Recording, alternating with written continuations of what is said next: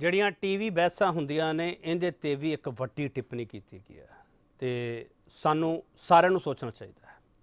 TV ਬਹਿਸ ਦੇ ਵਿਚਾਲਿਓਂ ਬਹੁਤ ਕੁਝ ਨਿਕਲਦਾ, ਪਰ ਇਸ ਬਹਿਸ ਦੇ ਨਾਲ ਜੇ ਤੁਹਾਡੇ ਮੁੱਦੇ ਦਾ ਹੱਲ ਨਹੀਂ ਹੁੰਦਾ ਤਾਂ ਫਿਰ ਇਸ ਬਹਿਸ ਦਾ ਕੋਈ ਫਾਇਦਾ ਨਹੀਂਗਾ। ਇਹ ਸੁਪਰੀਮ ਕੋਰਟ ਦੀ ਟਿੱਪਣੀ ਹੈ, ਕਿਉਂ ਕੀਤੀ ਕੀ ਹੈ? ਪ੍ਰਦੂਸ਼ਣ ਤੇ ਜਿਹੜੀ ਪੋਲਿਟਿਕਸ ਹੋ ਰਹੀ ਹੈ, ਪਾਲਿਸੀ ਦੀ ਗੱਲ ਨਹੀਂ ਹੋ ਰਹੀ, ਪਲਾनिंग ਦੀ ਗੱਲ नहीं हो रही, इस करके की जा रही है। मैं KP Singh to the point में तुहाडा सब का स्वागत करदा। जस्ट टीवी देख रहे हो तुसीं ते सुप्रीम कोर्ट दी टिप्पणियां कीतियां वो कल्ली एक पॉलिटिक्स ते नहीं कीतियां, सारियां सरकारां ते सारी सियासत नूं जिहड़ियां पॉलिसी मेकर है उन्हां सारियां ते सवाल चुक्किया है, क्योंकि तुहाडी साडी जिंदगी दा सवाल है। ये प्रदूषण इन्ना खतरनाक है कि इहदे नाल जिहड़ियां मौतां हुंदियां उहनूं असीं सीरियसली नहीं लैंदे पए। ना ये पोलीटिकल पार्टियां दा एजेंडा बनदा पिया, पर जदों दिल्ली NCR ਦੇ ਵਿੱਚ ਸਮੋਗ ਹੁੰਦੀ ਹੈ, ਧੂਆਂ ਖੜਾ ਹੋ ਜਾਂਦਾ ਹੈ, ਉਦੋਂ ਇੱਕ ਧਿਰ ਨੂੰ ਜ਼ਿੰਮੇਵਾਰ ਖੜਾ ਕਰਕੇ ਉਹਨਾਂ 'ਤੇ ਸਵਾਲ ਚੁੱਕ ਦਿੱਤੇ ਜਾਂਦੇ ਹੈ। ਤੇ ਸੁਪਰੀਮ ਕੋਰਟ ਨੇ ਇਹੀ ਕਿਹਾ ਕਿ ਹੋਟਲਾਂ 'ਚ ਬੈਠ ਕੇ ਜੇ ਕਿਸਾਨਾਂ ਨੂੰ ਤੁਸੀਂ ਇਹ ਸਵਾਲ ਕਰੋਗੇ, ਤੁਸੀਂ ਕਿਸਾਨਾਂ ਲਈ ਕੀ ਕੀਤਾ ਜੇ ਤੁਸੀਂ ਪਰਾਲੀ ਨੂੰ ਜ਼ਿੰਮੇਵਾਰ ਮੰਨਦੇ ਹੋ। ਇਹ ਨਹੀਂ ਹੈ ਕਿ ਪਰਾਲੀ ਜ਼ਿੰਮੇਵਾਰ ਨਹੀਂ ਹੈ, ਪਰ ਪਰਾਲੀ ਕਿੰਨੇ ਜ਼ਿੰਮੇਵਾਰ ਹੈ ਕੀ ਹੈ, ਪਰਾਲੀ 'ਤੇ ਹੀ ਸਭ ਕੁਝ ਪਾ ਦੇਣਾ ਠੀਕ ਹੈਗਾ? ਇਹੋ ਜਿਹੇ ਸਵਾਲ ਆ ਜਿਹੜੇ ਉਹ ਅੱਜ ਹੋ ਰਹੇ ਆ। ਤੇ ਅਸੀਂ ਇੱਕੋ ਸਵਾਲ ਪੁੱਛਾਂਗੇ, ਸੁਪਰੀਮ ਕੋਰਟ ਨੇ ਡੰਡਾ ਕਿਉਂ ਚੁੱਕਿਆ? पहला बयान सुन लीए कि बयानबाजियां हो की रही हैं। ਅੱਗੇ ਤੋਂ ਅਸੀਂ ਚਾਹੁੰਦੇ ਹਾਂ ਕਿ ਪਰਾਲੀ ਨੂੰ ਕੋਈ ਕਿਸਾਨ ਅੱਗ ਨਾ ਲਾਵੇ ਤੇ ਇਸ ਗੱਲ ਦੀ ਸਖਤੀ ਵੀ ਸਰਕਾਰ ਕਰੇਗੀ। ਲੇਕਿਨ ਅੱਜ ਤੱਕ ਪੁਰਾਣੇ ਜੇ ਕੋਈ ਪਰਾਲੀ ਦੇ ਨਾਲ ਸੰਬੰਧਿਤ ਕਿਸੇ ਤੇ ਪਰਚਾ ਹੈ ਅੱਗ ਲਾਉਣ ਲਈ, ਉਹ ਅਸੀਂ ਕੈਂਸਲ ਕਰ ਰਹੇ ਹਾਂ। ਲੇਕਿਨ ਅੱਗੇ ਨੂੰ ਮੇਰੀ ਕਿਸਾਨਾਂ ਨੂੰ ਬੇਨਤੀ ਹੈ ਕਿ ਕੋਈ ਵੀ ਕਿਸਾਨ ਪਰਾਲੀ ਨੂੰ ਅੱਗ ਨਾ ਲਾਵੇ, ਇਹਦੇ ਨਾਲ ਪ੍ਰਦੂਸ਼ਣ ਫੈਲਦਾ ਹੈ। ਇਹ ਸਰਕਾਰ ਨੂੰ ਇਹ ਲਾਜ਼ਮੀ करना पैना है कि कोई भी किसान। दिल्ली के अंदर 10 साल पुरानी जो डीजल गाड़ियां हैं और 15 साल पुरानी जो पेट्रोल की गाड़ियां हैं, उनकी लिस्ट ट्रांसपोर्ट डिपार्टमेंट की तरफ से पुलिस को हैंडओवर किया गया है, जिसको लेकर के वो कार्रवाई शुरू करेंगे, जो उसका चलना बंद करेंगे। PUC को पेट्रोल पंप पे जो चेकिंग का अभियान दिल्ली में चल रहा था, उसे और सघन किया जाएगा, जिससे कि जो प्रदूषित गाड़ियां हैं उनको भी रोका जा सके। पराली जलाने से पंजाब के किसान दिल्ली को प्रदूषित कर रहे हैं, हरियाणा में पराली जलाने से हरियाणा के किसान दिल्ली को प्रदूषित कर रहे हैं। तो आप बताइए सबसे ज़्यादा प्रदूषण कहाँ होना चाहिए? पंजाब में होना चाहिए। हरियाणा की हवा की क्वालिटी सबसे ख़राब होनी चाहिए, मगर सबसे ज़्यादा ख़राब क्वालिटी हवा की कहीं है तो वो दिल्ली की है। दिल्ली की हवा की क्वालिटी सबसे ख़राब है, पंजाब की इतनी ख़राब नहीं है। जो रेस्पॉन्सिबल है उसकी हवा की क्वालिटी इतनी ख़राब नहीं है, मगर दिल्ली की हवा की क्वालिटी ख़राब है। तो कहीं ना कहीं दिल्ली की हवा में प्रदूषण के अलावा राजनीति भी तो है, तभी तो हवा में गंदगी है, कुछ ना कुछ गड़बड़ तो है। I said early on, I lived in different capitals around the world, and I have seen a little bit of the same. But things have also changed, and the same will happen here in India. But you know, instead of having all these political battles and so forth, I think focus should be on our individual responsibility. So I have a responsibility, you have a responsibility, all of you have a responsibility. So it's so important.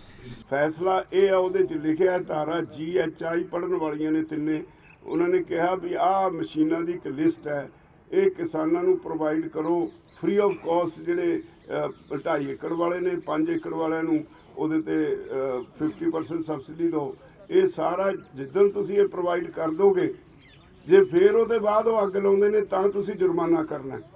ਤੇ ਮੈਂ ਕਿਹਾ ਜੁਰਮਾਨਾ ਕਰਨ ਤਾਂ ਤੁਰ ਪਏ, ਮਸ਼ੀਨਾਂ ਤੁਸੀਂ ਅੱਜ ਤੱਕ ਸਪਲਾਈ ਨਹੀਂ ਕੀਤੀਆਂ। ਬਲਕਿ ਅਸੀਂ ਇਹ ਵੀ ਰੇਜ਼ ਕੀਤਾ ਵੀ ਤੁਹਾਡੇ ਕੋਲ ਪੌਣੇ 400 ਕਰੋੜ ਰੁਪਈਆ ਭਾਰਤ ਸਰਕਾਰ ਦਾ ਸਬਸਿਡੀ ਦੇਣ ਵਾਸਤੇ ਹੈਪੀ ਸੀਡਰ ਵਗੈਰਾ ਜਿਹੜੀਆਂ ਮਸ਼ੀਨਾਂ ਨੇ ਆਇਆ ਪਿਆ, ਤੁਸੀਂ ਹੁਣ ਤੱਕ ਉਹ ਵੰਡਿਆ ਨਹੀਂ। ਹਰ ਵਾਰੀ ਕੋਈ ਬਹਾਨਾ ਕੋਈ ਬਹਾਨਾ, ਹੁਣ ਸੀਜ਼ਨ ਲੰਘ ਗਿਆ।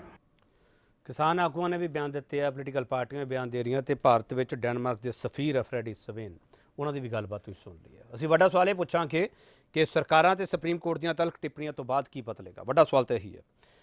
UP ਸਰਕਾਰ, ਹਰਿਆਣਾ ਸਰਕਾਰ, ਪੰਜਾਬ ਸਰਕਾਰ, ਦਿੱਲੀ ਸਰਕਾਰ, ਇਹ ਸਾਰੀਆਂ ਕਰ ਕੀ ਰਹੀਆਂ ਹੈਗੀਆਂ? ਕੇਂਦਰ ਸਰਕਾਰ ਇਹ ਕੀ ਕਰ ਰਹੀ ਹੈਗੀ ਹੈ? ਪੈਨਲ ਜਿਹੜਾ ਸਾਡੇ ਨਾਲ ਮੌਜੂਦ ਹੈਗਾ, ਉਹਨਾਂ ਦਾ ਤਾਰਫ ਕਰਾਉਣੇ ਤੋਂ ਉਸ ਤੋਂ ਬਾਅਦ ਚਰਚਾ ਸ਼ੁਰੂ ਕਰਦੇ ਹਾਂ। ਕੁਲਦੀਪ ਸਿੰਘ ਧਾਲੀਵਾਲ, ਭਾਰਤੀ ਜਨਤਾ ਪਾਰਟੀ ਦੇ ਸਪੋਕਸਪਰਸਨ। ਧਾਲੀਵਾਲ ਸਾਹਿਬ, ਤੁਹਾਡਾ ਬਹੁਤ ਸਵਾਗਤ ਹੈ। ਅਰਸ਼ਦੀਪ ਸਿੰਘ ਖਡਿਆਲ, ਕਾਂਗਰਸ ਸਪੋਕਸਪਰਸਨ ਹੈ ਖੜਿਆਲ ਸਾਹਿਬ, ਤੁਹਾਡਾ ਬਹੁਤ ਸਵਾਗਤ ਹੈ। ਰਮਨ ਚਾਂਦੀ ਆਮ ਆਦਮੀ ਪਾਰਟੀ ਸਪੋਕਸਪਰਸਨ ਹੈ, ਰਮਨ ਚਾਂਦੀ ਤੁਹਾਡਾ ਬਹੁਤ ਸਵਾਗਤ ਹੈ। ਪ੍ਰੋਫੈਸਰ ਅਰੁਣਦੀਪ ਆਹਲੂਵਾਲੀਆ ਐਨਵਾਇਰਮੈਂਟਲਿਸਟ ਨੇ ਇਹ, ਪ੍ਰੋਫੈਸਰ ਅਰੁਣਦੀਪ ਆਹਲੂਵਾਲੀਆ। ਇਹਨਾਂ ਬਾਰੇ ਜਿੰਨਾ ਦੱਸਾਂ ਉਨਾ ਹੀ ਥੋੜ੍ਹਾ। UN ਤੱਕ ਇਹਨਾਂ ਦੀ ਆਵਾਜ਼ ਸੁਣੀ ਜਾਂਦੀ ਹੈ, ਪਰ UN ਦੀ ਇਹ ਸਰਕਾਰਾਂ ਕਿੰਨੀਆਂ ਮੰਨਦੀਆਂ, ਮਨੁੱਖੀ ਅਧਿਕਾਰਾਂ ਦੀ ਗੱਲ ਕਿੰਨੀ ਹੁੰਦੀ ਹੈ, ਬੁਨਿਆਦੀ ਸਹੂਲਤਾਂ ਦੀ ਗੱਲ ਕਿੰਨੀ ਹੁੰਦੀ ਹੈ, ਇਹ ਸਾਡਾ ਜੀਣ ਦਾ ਹੱਕ ਹੈ। ਜੀਣ ਦਾ ਹੱਕ ਸਾਡੇ ਤੋਂ ਖੋਇਆ ਜਾ ਰਿਹਾ। ਪ੍ਰੋਫੈਸਰ ਅਰੁਣਦੀਪ ਆਹਲੂਵਾਲੀਆ ਇਸ ਵਕਤ ਉੱਥੇ ਬੈਠੇ ਆ ਜਿਹਨੂੰ ਗੈਸ ਚੈਂਬਰ ਕਿਹਾ ਜਾਂਦਾ, ਦਿੱਲੀ NCR ਦੇ ਵਿੱਚ ਬੈਠੇ ਆ, ਤੇ ਮਾਸਕ ਇਹਨਾਂ ਦੇ ਲੱਗਿਆ ਹੋਇਆ। ਇਹ ਸਵਾਲ ਵੀ ਇਹਨਾਂ ਤੋਂ ਹੋਣਾ ਲਾਜ਼ਮੀ ਹੈਗਾ। ਏਅਰ ਪਿਊਰੀਫਾਇਰ ਵਿਕਣ ਲੱਗ ਪਏ ਆ, ਇਹਦਾ ਮਤਲਬ ਕੀ ਹੈਗਾ? ਇਹ ਸਾਰੇ ਸਵਾਲ ਹੋਣੇ ਲਾਜ਼ਮੀ ਹੈਗੇ। ਪ੍ਰੋਫੈਸਰ ਆਹਲੂਵਾਲੀਆ, ਤੁਹਾਡੇ ਤੋਂ ਆਗਾਜ਼ ਕਰੂੰਗਾ। ਪ੍ਰੋਫੈਸਰ ਆਹਲੂਵਾਲੀਆ, ਮੈਂ ਉਮੀਦ ਕਰਦਾ ਕਿ ਤੁਸੀਂ ਪੰਜਾਬੀ ਵਿੱਚ ਸਾਨੂੰ ਦੱਸ ਸਕੋਗੇ। ਅਰੁਣਦੀਪ ਆਹਲੂਵਾਲੀਆ, ਹੁਣੇ ਥੋੜ੍ਹੀ ਦੇਰ ਪਹਿਲਾਂ ਅਰਵਿੰਦ ਕੇਜਰੀਵਾਲ ਦਿੱਲੀ ਦੇ ਚੀਫ ਮਿਨਿਸਟਰ, ਉਹਨਾਂ ਦਾ ਟਵੀਟ ਆਇਆ, AQI ਲੈਵਲ ਉਹਨਾਂ ਨੇ ਦੱਸਿਆ 375, ਵੈਰੀ ਪੂਅਰ। ਉਹ ਲਗਾਤਾਰ ਅਪਡੇਟ ਕਰਦੇ ਰਹਿੰਦੇ। PM10 ਬਾਰੇ ਵੀ ਦੱਸਿਆ, PM2.5 ਬਾਰੇ ਦੱਸਿਆ। ਮੈਂ ਅੰਕੜੇ ਤੋਂ ਬਾਹਰ ਨਿਕਲਾਂ। ਅਰੁਣਦੀਪ ਆਹਲੂਵਾਲੀਆ, ਅਸੀਂ ਕਿਸ ਸਥਿਤੀ ਵਿੱਚ ਗੁਜ਼ਰਦੇ ਪਏ ਹਾਂ ਜਿੱਥੇ ਇਹਨਾਂ ਪੋਲੀਟੀਕਲ ਪਾਰਟੀਆਂ ਦਾ ਏਜੰਡਾ ਹੀ ਨਹੀਂ ਹੈਗਾ ਸਾਡੀ ਜ਼ਿੰਦਗੀ ਬਚਾਉਣਾ? ਪ੍ਰੋਫੈਸਰ ਅਰੁਣਦੀਪ ਆਹਲੂਵਾਲੀਆ, ਮੈਂ ਸਖਤ ਸਵਾਲ ਕਰ ਰਿਹਾ ਸਰ ਤੁਹਾਨੂੰ। ਮੈਂ ਸ਼ੁਰੂ ਪੰਜਾਬੀ ਚ ਕਰਾਂਗਾ, ਪਰ ਕਿਉਂਕਿ ਕਮਿਊਨੀਕੇਸ਼ਨ ਹੋਣੀ ਚਾਹੀਦੀ ਹੈ ਇਫੈਕਟਿਵਲੀ, ਮੈਂ ਸਵਿਚ ਕਰ ਜਾਵਾਂਗਾ ਹਿੰਦੀ ਚ। ਪਲੀਜ਼ ਉਸ ਲਈ ਮੈਨੂੰ ਮਾਫ ਕਰਨਾ।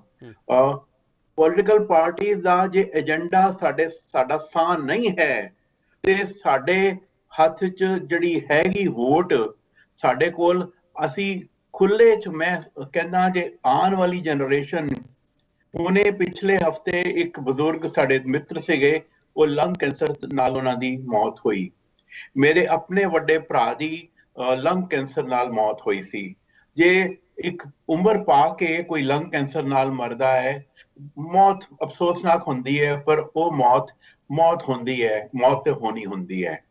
ਆਉਣ ਵਾਲੇ ਵਕਤ ਵਿੱਚ 20-25 ਸਾਲ ਦੇ ਨੌਜਵਾਨ ਲੰਗ ਕੈਂਸਰ ਨਾਲ ਪੀੜਿਤ ਹੋਣਗੇ, ਤੇ ਛੋਟੇ ਬੱਚੇ ਜੇ 30 ਸਿਗਰਟ ਦੇ ਬਰਾਬਰ ਦਾ ਧੂਆਂ ਰੋਜ਼ ਆਪਣੇ ਫੇਫੜਿਆਂ ਚ ਲੈਂਦੇ ਨੇ, ਇਹ ਸਾਡੇ ਸ਼ਹਿਰਾਂ ਚ।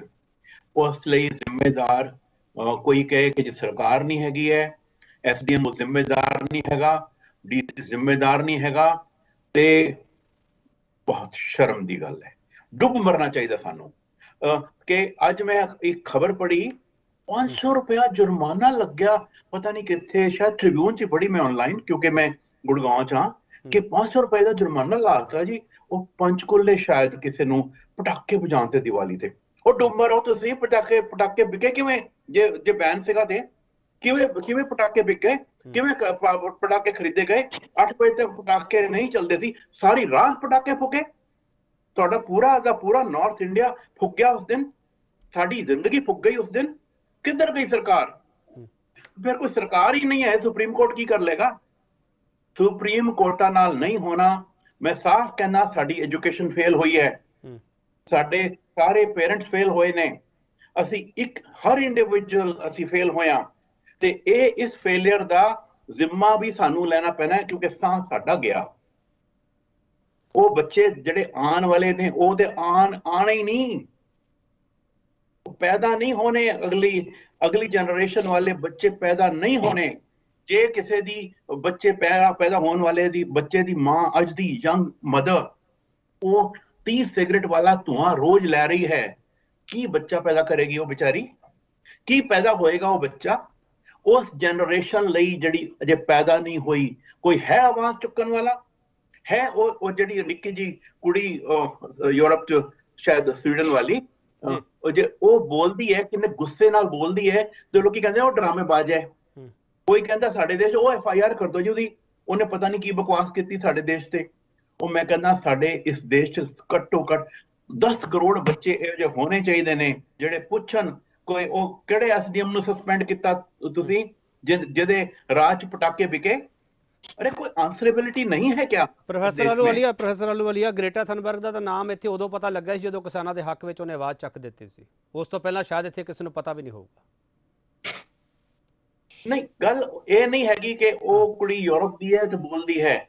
ਗੱਲ ਇਹ ਹੈ ਕਿ ਇਸ ਦੇਸ਼ ਵਿੱਚ ਗੁਰੂ ਨਾਨਕ ਦੇਵ ਨੇ ਕਿਹਾ ਸੀਗਾ, ਪਾਣੀ ਲਈ ਕੀ ਕਿਹਾ ਸੀਗਾ? ਪਾਣੀ ਪਿਤਾ, ਪਵਨ ਗੁਰੂ, ਠੀਕ ਹੈ ਨਾ ਮੈਂ, ਤੇ ਆਪਾਂ ਕੱਲ ਜਾਂ ਪਰਸੋਂ ਨਾ ਜੀ ਜੀ ਆਪਾਂ ਗੁਰਪੁਰਬ ਮਨਾ ਰਹੇ ਹਾਂ, ਤੇ ਇਹ ਸਾਡੀ ਪਵਨ ਦਾ ਅਸੀਂ ਜ਼ਹਿਰ ਘੋਲਦਾ, ਸੇ ਖਾਲੀ ਮਨਾਉਣ ਦੀ ਲੋੜ ਨਹੀਂ ਹੈ, ਸਾਨੂੰ ਉਹ ਜੀਣਾ ਪਏਗਾ, ਉਹ ਫਿਲਾਸਫੀ ਉਸ ਵੱਡੇ ਗੁਰੂ ਦੀ ਉਹ ਜੀਣਾ ਪਏਗਾ। ਸਾਡਾ ਆਪਣਾ ਸ਼ਾਂਤੀ ਪਾਠ ਜੋ ਅਸੀਂ ਹਜ਼ਾਰਾਂ ਸਾਲਾਂ ਤੋਂ ਇਸ ਦੇਸ਼ 'ਚ ਕਰਦੇ ਹਾਂ, ਸ਼ਾਂਤੀ ਪਾਠ, ਉਹ ਸ਼ਾਂਤੀ ਪਰਿਆਵਰਣ ਦੀ ਸ਼ਾਂਤੀ ਦੀ ਗੱਲ ਹੁੰਦੀ ਹੈ। ਪੂਜਾ ਪਾਠ ਲਈ ਕਰੀਏ, ਅਸੀਂ ਗੁਰਪੁਰਬ ਮਨਾਈਏ, ਪਰ ਉਸ ਤੋਂ ਬਾਅਦ ਅਸੀਂ ਗੁਰੂ ਨੂੰ ਵੀ ਭੁੱਲ ਜਾਈਏ ਤੇ ਸ਼ਾਂਤੀ ਪਾਠ ਨੂੰ ਵੀ ਭੁੱਲ ਜਾਈਏ ਤੇ ਆਪਣੇ ਹੀ ਆਉਣ ਵਾਲੇ ਅੰਸ਼ ਨੂੰ ਭੁੱਲ ਜਾਈਏ, ਉਹਨਾਂ ਨੂੰ ਮੌਤ ਦੇਈਏ। ਇਹ ਵਿਰਸੇ 'ਚ ਬੜੀ ਸ਼ਰਮ ਦੀ ਗੱਲ ਹੈ। ਬਿਲਕੁਲ ਆਲੂਵਾਲੀਆ, ਮੈਂ ਤੁਹਾਨੂੰ ਰੋਕਣਾ ਨਹੀਂ ਚਾਹ ਰਿਹਾ ਸਰ, ਜਿਹੜੀਆਂ ਗੱਲਾਂ ਤੁਸੀਂ ਕਹਿ ਰਹੇ ਹੋ ਸਾਡੀਆਂ ਅੱਖਾਂ ਖੁੱਲਣ ਵਾਲੀਆਂ। ਤੇ ਸਭ ਤੋਂ ਵੱਡੀ ਗੱਲ ਜਿਹੜੀ ਤੁਸੀਂ ਗੁਰਪੁਰਬ ਦਾ ਜ਼ਿਕਰ ਕਰ ਲਿਆ, ਗੁਰੂ ਨਾਨਕ ਦੇਵ ਜੀ ਦਾ ਜ਼ਿਕਰ ਕੀਤਾ, ਉਹਦੇ ਵਿੱਚ ਨਾਲ ਮੈਂ ਵੀ ਕਹਿਣਾ ਚਾਹੂੰਗਾ ਗੁਰਪੁਰਬ ਤੇ ਪਟਾਕੇ ਚਲਾ ਕੇ ਜੇ ਅਸੀਂ ਗੁਰਪੁਰਬ ਨੂੰ ਸੈਲੀਬ੍ਰੇਟ ਕਰ ਰਹੇ ਹਾਂ ਤਾਂ ਮੈਨੂੰ ਲੱਗਦਾ ਇਹ ਵੀ ਗੁਰੂ ਨਾਨਕ ਦੇਵ ਜੀ ਦੇ ਫਲਸਫੇ ਦੀ ਤੋਹੀਨ ਹੋਵੇਗੀ। ਇੱਕ ਛੋਟਾ ਜਿਹਾ ਬ੍ਰੇਕ ਲਵਾਂਗਾ, ਬ੍ਰੇਕ ਤੋਂ ਵਾਪਸ ਆਵਾਂਗੇ। ਸੁਪਰੀਮ ਕੋਰਟ ਨੇ ਬਹੁਤ ਤਲਖ ਟਿੱਪਣੀਆਂ ਕੀਤੀਆਂ ਤੇ ਪ੍ਰੋਫੈਸਰ ਆਲੂਵਾਲੀਆ ਕਹਿ ਰਿਹਾ ਸੁਪਰੀਮ ਕੋਰਟ ਦੇ ਨਾਲ ਇਹ ਮਸਲੇ ਹੱਲ ਨਹੀਂ ਹੋਣ ਵਾਲੇ, ਕਿ ਸਾਨੂੰ ਖੁਦ ਮਸਲੇ ਹੱਲ ਕਰਨੇ ਪੈਣਗੇ। ਅਸੀਂ ਸਾਰੇ ਜ਼ਿੰਮੇਵਾਰ ਹੈਗੇ ਹਾਂ, ਸਰਕਾਰਾਂ ਵੀ, ਸਮਾਜ ਵੀ, ਜਿਸ ਤਰੀਕੇ ਨਾਲ ਅਸੀਂ ਵਿਚਰ ਰਹੇ ਹਾਂ ਸਾਰੇ ਜ਼ਿੰਮੇਵਾਰ ਹੈਗੇ ਹਾਂ। ਉਹਦੇ ਵਿੱਚ ਮੈਂ ਵੀ ਸ਼ਾਮਲ ਹੈਗਾ, ਮੈਂ ਆਪਦੇ ਆਪ ਨੂੰ ਬਾਹਰ ਰੱਖ ਕੇ ਨਹੀਂ ਚੱਲਦਾਗਾ। ਬਸ ਸੁਪਰੀਮ ਕੋਰਟ ਨੇ ਡੰਡਾ ਚੁੱਕਿਆ ਕਿ ਉਹਦੇ ਨਾਲ ਕੁਝ ਬਦਲਾਅ ਹੋਊਗਾ, ਪਰ ਆਲੂਵਾਲੀਆ ਸਾਹਿਬ ਨੇ ਪਹਿਲੇ ਸਵਾਲ ਦੇ ਵਿੱਚ ਹੀ ਰਿਜੈਕਟ ਕਰ ਦਿੱਤਾ, ਪਰ ਮੈਨੂੰ ਉਮੀਦ ਹੈ ਕਿ ਕੋਈ ਬਦਲਾਅ ਤਾਂ ਹੋਊਗਾ। ਵਾਪਸ ਆ ਕੇ ਸਵਾਲ ਹੋਵੇਗਾ ਜ਼ਰੂਰ ਕਿ ਸਰਕਾਰਾਂ ਤੇ ਸੁਪਰੀਮ ਕੋਰਟ ਦੀਆਂ ਤਲਖ ਟਿੱਪਣੀਆਂ ਤੋਂ ਬਾਅਦ ਕੀ ਬਦਲੇਗਾ। ਰਮਨ ਚਾਂਦੀ, ਤੁਹਾਡੀ ਆਮ ਆਦਮੀ ਪਾਰਟੀ ਦਿੱਲੀ ਵਿੱਚ ਸਰਕਾਰ ਹੈ, ਤੁਸੀਂ ਬਹੁਤ ਵਾਅਦੇ ਕੀਤੇ ਆ ਵੱਡੇ ਵੱਡੇ, ਤੁਸੀਂ ਸਿਆਸਤ ਬਦਲਣ ਆਏ ਸੀਗੇ ਸਰ, ਤੁਹਾਨੂੰ ਕਿਹਨੇ ਕਿਹਾ ਸੀਗਾ ਕਿ ਹਵਾ ਬਦਲ ਦਿਓ ਦਿੱਲੀ ਦੀ? ਰਮਨ ਚਾਂਦੀ ਜੀ। ਜੀ ਜੀ ਗੱਲ ਇਸ ਤਰ੍ਹਾਂ ਹੈ, ਸਾਡਾ ਅੱਜ ਦਾ ਜਿਹੜਾ ਸਿਆਸਤ ਦਾ ਮਾਹੌਲ ਹੈ ਸਾਡੇ ਦੇਸ਼ ਦਾ, ਮੈਂ ਪੰਜਾਬ ਦਾ ਨਹੀਂ ਸਾਡੇ ਦੇਸ਼ ਦਾ ਹੀ, ਜਦੋਂ ਕੋਈ ਵੀ ਵਿਅਕਤੀ, ਚਾਹੇ ਉਹ ਕੋਈ ਸਮਾਜ ਸੇਵਕ ਹੈ, ਚਾਹੇ ਉਹ ਕੋਈ ਸਿਆਸਤਦਾਨ ਹੈ, ਜੇ ਕੋਈ ਚੰਗੀ ਗੱਲ ਕਰਦਾ ਤਾਂ ਵਿਰੋਧੀਆਂ ਨੇ ਉਸੇ ਗੱਲ ਦੇ ਉੱਤੇ ਟਿੱਪਣੀ ਕਰਨੀ ਹੈ। ਫੋਰ ਐਗਜ਼ਾਮਪਲ ਦੇਖੋ, ਅੱਜ ਪੰਜਾਬ ਦੇ ਚੀਫ ਮਿਨਿਸਟਰ ਸਾਹਿਬ ਨੂੰ ਟਿੱਪਣੀ ਦੇਣੀ ਪਈ ਇਸੇ ਪਰਾਲੀ ਦੇ ਉੱਤੇ, ਜਦੋਂ ਅੱਜ ਦਿੱਲੀ ਦੇ ਚੀਫ ਮਿਨਿਸਟਰ ਸਾਹਿਬ ਅਰਵਿੰਦ ਕੇਜਰੀਵਾਲ ਜੀ ਟਿੱਪਣੀ ਦੇ ਰਹੇ ਸੀ, ਆਪਣਾ ਸਲਾਹ ਦੇ ਰਹੇ ਸੀ ਕਿ ਇਹ ਨੁਕਸਾਨਦੇਹ ਹੈ ਪਰਾਲੀ, ਇਹ ਜੋ ਕਿਸਾਨ ਪਰਾਲੀ ਫੂਕਦੇ ਨੇ ਉਹ ਆਪਣਾ ਨੁਕਸਾਨ ਵੀ ਕਰਦੇ ਨੇ, ਆਪਣੇ ਰਮਨ ਚਾਂਦੀ ਇੱਕ ਮਿੰਟ ਸਰ ਸੁਣ ਲਓ, ਰਮਨ ਚਾਂਦੀ ਸਰ ਸੁਣ ਲਓ ਸਰ, ਪਰਾਲੀ ਤੇ ਸੁਪਰੀਮ ਕੋਰਟ ਨੇ ਜੋ ਟਿੱਪਣੀ ਕੀਤੀ ਉਹ ਤੁਹਾਨੂੰ ਮਨਜ਼ੂਰ ਨਹੀਂ ਹੈਗੀ? ਉਹਨਾਂ ਨੇ ਕਿਹਾ 4% ਹਲਫਨਾਮਾ ਕੇਂਦਰ, ਇੱਕ ਮਿੰਟ ਸਰ ਸੁਣ ਤਾਂ ਲਓ ਨਾ ਰਮਨ ਚਾਂਦੀ, अब ज़्यादा सर अगे ना तुरिए, आप सुन लिए पहला सवाल। 4% पराली करके दिल्ली में प्रदूषण है, ये केंद्र सरकार के हल्फनामे में है, केंद्र सरकार का हल्फनामा गलत है, पहला सवाल। दूजा सवाल है सुप्रीम कोर्ट जी गल कह रही है, सुप्रीम कोर्ट ने कहा कि होटलों में बह के जिहड़ियां किसानों के बारे टिप्पणियां कीतियां जा रही हैं कि असीं उन्हां नूं मान लीए, कि असीं उन्हां नूं दंडित कर दईए। रमन चांदी, सियासत तो उपर उठो सर, सुप्रीम कोर्ट की भी गल कर लो ना। ठीक है, गल तुहाडी, देखो मैं किसानों नूं दंडित करने वाली गल नहीं करूंगा, मैं तो सिर्फ इन्नी गल करूंगा कि आपां नूं इस मिल के इस गल दा सल्यूशन कढना चाहिए। किसी भी सरकार ने अज तक एनवायरमेंट कला पराली नूं लैके नहीं, एनवायरमेंट साडा आले दुआले दा गंद नूं लैके आ, हर किते पंजाब दे माहौल नूं लै लो, हर किते जिथे तुसीं देखदे कोई भी रूढ़ी वाला माहौल है, क्योंकि पंजाब एक समतल एरिया सारे नालों वड्डा पंजाब दा, जिथे भी किते आपां लगदा कदे किते धुआं उड़दा, कदे किते धुआं उड़दा। ये जिहड़े दिवाली वाले माहौल दी आपां गल कीती है आलूवालिया साहब ने, ये सारे नालों वड्डी है। जदों कोई इहो जिहा माहौल उठदा, पराली दा मुद्दा उदों उठदा जदों सारे पंजाब 'च पहिलां अग लग जांदी सी, तां इक्को वार ਉਹ ਧੂਏ ਦਾ ਗਵਾਰ ਬਣ ਜਾਂਦਾ ਸੀ, ਕਿਤੇ ਨਾ ਕਿਤੇ ਜਾ ਕੇ ਉਹਨੇ ਸਰ ਹੁਣ ਵੀ ਪੰਜਾਬ ਹੀ ਜ਼ਿੰਮੇਵਾਰ ਹੈ ਦਿੱਲੀ ਐਨਸੀਆਰ ਦੇ ਪੋਲੂਸ਼ਨ ਲਈ। ਰਮਨ ਚਾਂਦੀ, ਹੁਣ ਵੀ ਪੰਜਾਬ ਹੀ ਜ਼ਿੰਮੇਵਾਰ ਹੈ, ਹਰਿਆਣਾ ਜ਼ਿੰਮੇਵਾਰ ਹੈ, ਇਹਨਾਂ ਦੀ ਪਰਾਲੀ ਜ਼ਿੰਮੇਵਾਰ ਹੈ? ਨਹੀਂ, अपना आला देखो, कला पंजाब जिम्मेवार नहीं, ना ही कला हरियाणा, अपना सारा देश ही जिम्मेवार है। मैं यमुना नूं लैके गल कर लेना, देखो मैं पिछे जो छठ पूजा हो रही सी, किन्नी वो झग जी गंद ऐसला दी बनी हुई सी, वो कली की दिल्ली तो उठी है, वो कली दिल्ली तो नहीं उठी। मसला तो यही है ना, मसला तो यही है ना, मसला तो यही है रमन चांदी, जे दिल्ली में पोल्यूशन है तो एमसीडी बीजेपी के अंडर है, वो जिम्मेवार हैगी है। जे यमुना में पानी गंदा हो गया, झग आ गई, उहदे लई यूपी की योगी सरकार जिम्मेवार हैगी है। सर तुसीं उत्थे की करन गए आ सर? तुसीं तां कहंदे सत्ता सियासत बदलण आए असीं। रमन चांदी जी, तुहाडे मैनीफेस्टो विच हैगा चौगिरदा, तुहाडा एजेंडा हैगा, तुहाडे मैनीफेस्टो विच शामिल है?